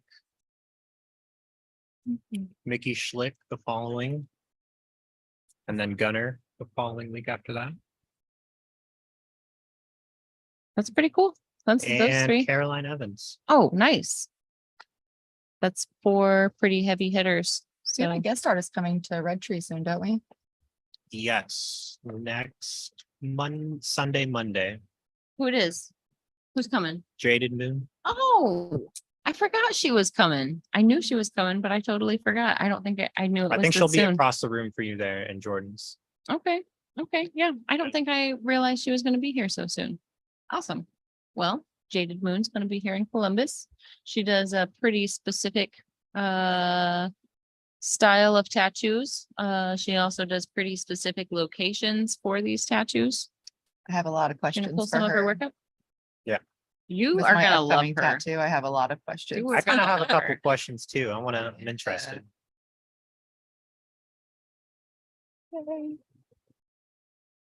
I'm excited Corey Ferguson's coming up. I knew he was gonna be one of the guests. I didn't realize it was gonna be this week. With some of the crazy black stuff I've been doing. Yep, that's train. Sure is training out there. I wonder if the mics are picking it up at all. I wonder if my car's windows are up.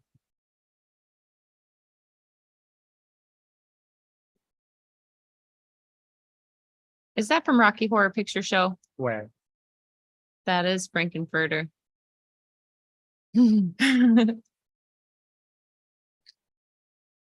Perfect.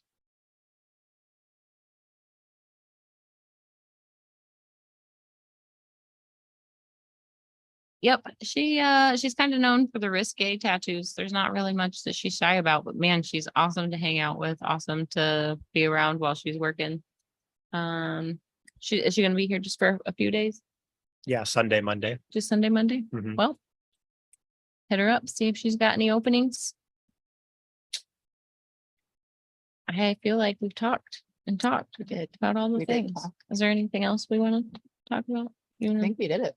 you wanna plug your own stuff again? Oh, yeah. At Shabby Beatnik on Instagram, Shabby_Beatnik. Thanks for taking the time to join Yeah. us tonight. I Yeah, knew thanks since for you'd been hanging out. tattooed and you'd been to a show recently, we could have a nice conversation. We will be back next week. I think I'm gonna get in touch with Chris Taylor and see if he's available to join us because he's been kind of on the tip of everybody's tongue lately. Also, Jeff wants to as well. So We could have them both. could be cool. Yeah, reach out to Jeff and see when he's available because it's actually pretty easy to do like a panel style show as well. Awesome. It's actually been a long time,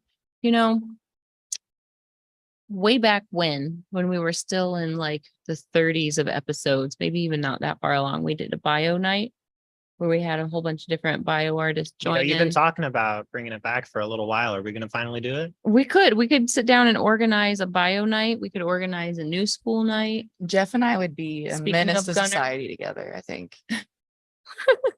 Get you, Jeff, if Gunner would be interested, maybe I could invite him next week. Were you looking for more new school artists? I know Dave would. Dave and I text each other. I could Yeah. text him about it. Yeah, it's been a long time. He's a goober. We should make these things happen. What Yeah. other if we were to do panels with different artists in different genres, what other genres do you think would be The dark horror. Yeah. that would be a good one? I think that you need to have you talked to Cam in a while or ever because he's kind of magic. Cam? Yeah. Does he Oh, come yeah. on here and talk a lot? He's like the most private Scorpio I've ever met. Like I'm a private just so- Scorpio, but his here stuff I is am so on s- camera all the time. If I even remotely throw the idea of him being like his face being on camera out there, he gets so like awkward. What if he just tattoos like, His voice? hands doing things is fine. Like his hands working with tools, his hands tattooing, but like to have him like speak on camera, I don't think he's comfortable with that. Hmm. I could be wrong, but he's not giving me the vibe, so I try not to Here. push it too far. It's But just so beautiful. Everything he does, his it's like, work is beautiful. it You always wanna looks pull like it up, he's just Kyle? about to get started into it. I'm like, oh, you getting started? He's like, no, we've been working all day. And it's just like skin just looks like it's never been touched. It's just Mhm. like so soft and just like flows into each other. Everything's so even and like ugh, it's- Beautiful heels too. It Yeah. goes back to being like hyper focused on the trauma you're Yeah. causing. When you understand microscopically what's going on, the things you can achieve without pushing the skin too far are pretty magic. Look at these things. so soft. Look at that Thank you. guitar lion morph. Oh, that's the whole whole video bunch of of 'em. everything. Yeah, well, that's Cam's work. There it Goes so is. fast. Boom.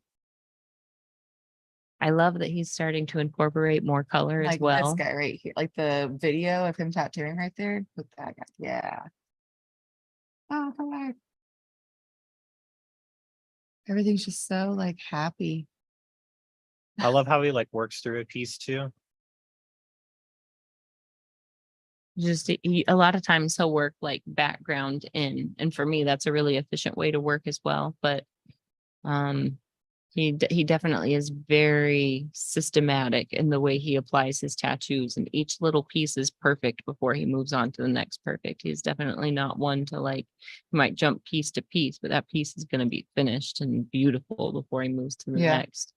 And like, you know, from one session to the next, he might balance things and make things darker, or, you know, the way the Mhm. tattoos evolve. But in each session, it's just flawless, smooth gradients everywhere. And I love how like big his gradient transitions are. Like they're large, and that's not easy to do. Yeah. That's what makes his work so special, is to make those large areas of smooth gradients as smooth as he does.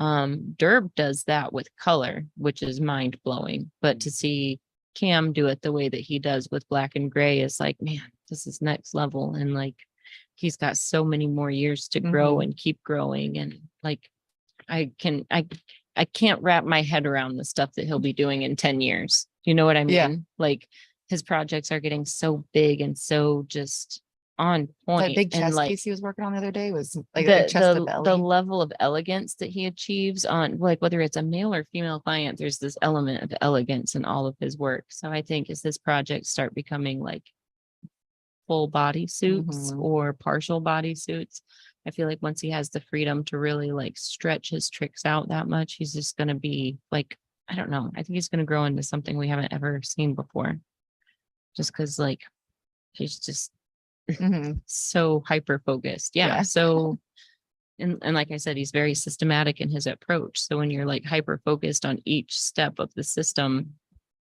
there's not a weak spot in the tattoo, and it's beautiful to see. Well, that was a fangirl moment. I like that. That was cute for us. Do you know if he heard this, he would blush so bad that he probably wouldn't talk to either one of us ever again. Kyle, don't tell him. I won't. Okay. Secret safe. Okay. It'd be Wait, hey, funny. we're talking all the time.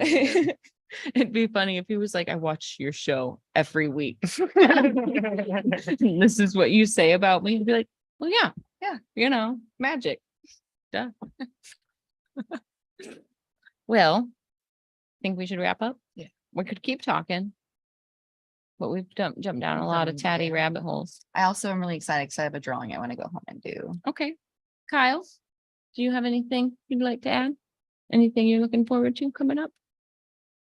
Tattooing. Aw. Apprentice Kyle, looking forward to Kyle, tattooing. I Good want you answer. to give me a tattoo so bad when you first get started. I want to have one of your baby tattoos. I got you. Doesn't have to be the first one. I won't take that, but I want one. She's like, but the fourth, maybe. Yeah, give me one. All right, guys. Well, thanks for tuning in. We will definitely be back next week. I'm going to reach out to a few friends of ours and get a lineup together. I should have asked Chris to join us last time I talked to him. I'm brainstorming a live on air. Anyways, we'll talk more tatties next week. Have a great night because after all, you deserve it.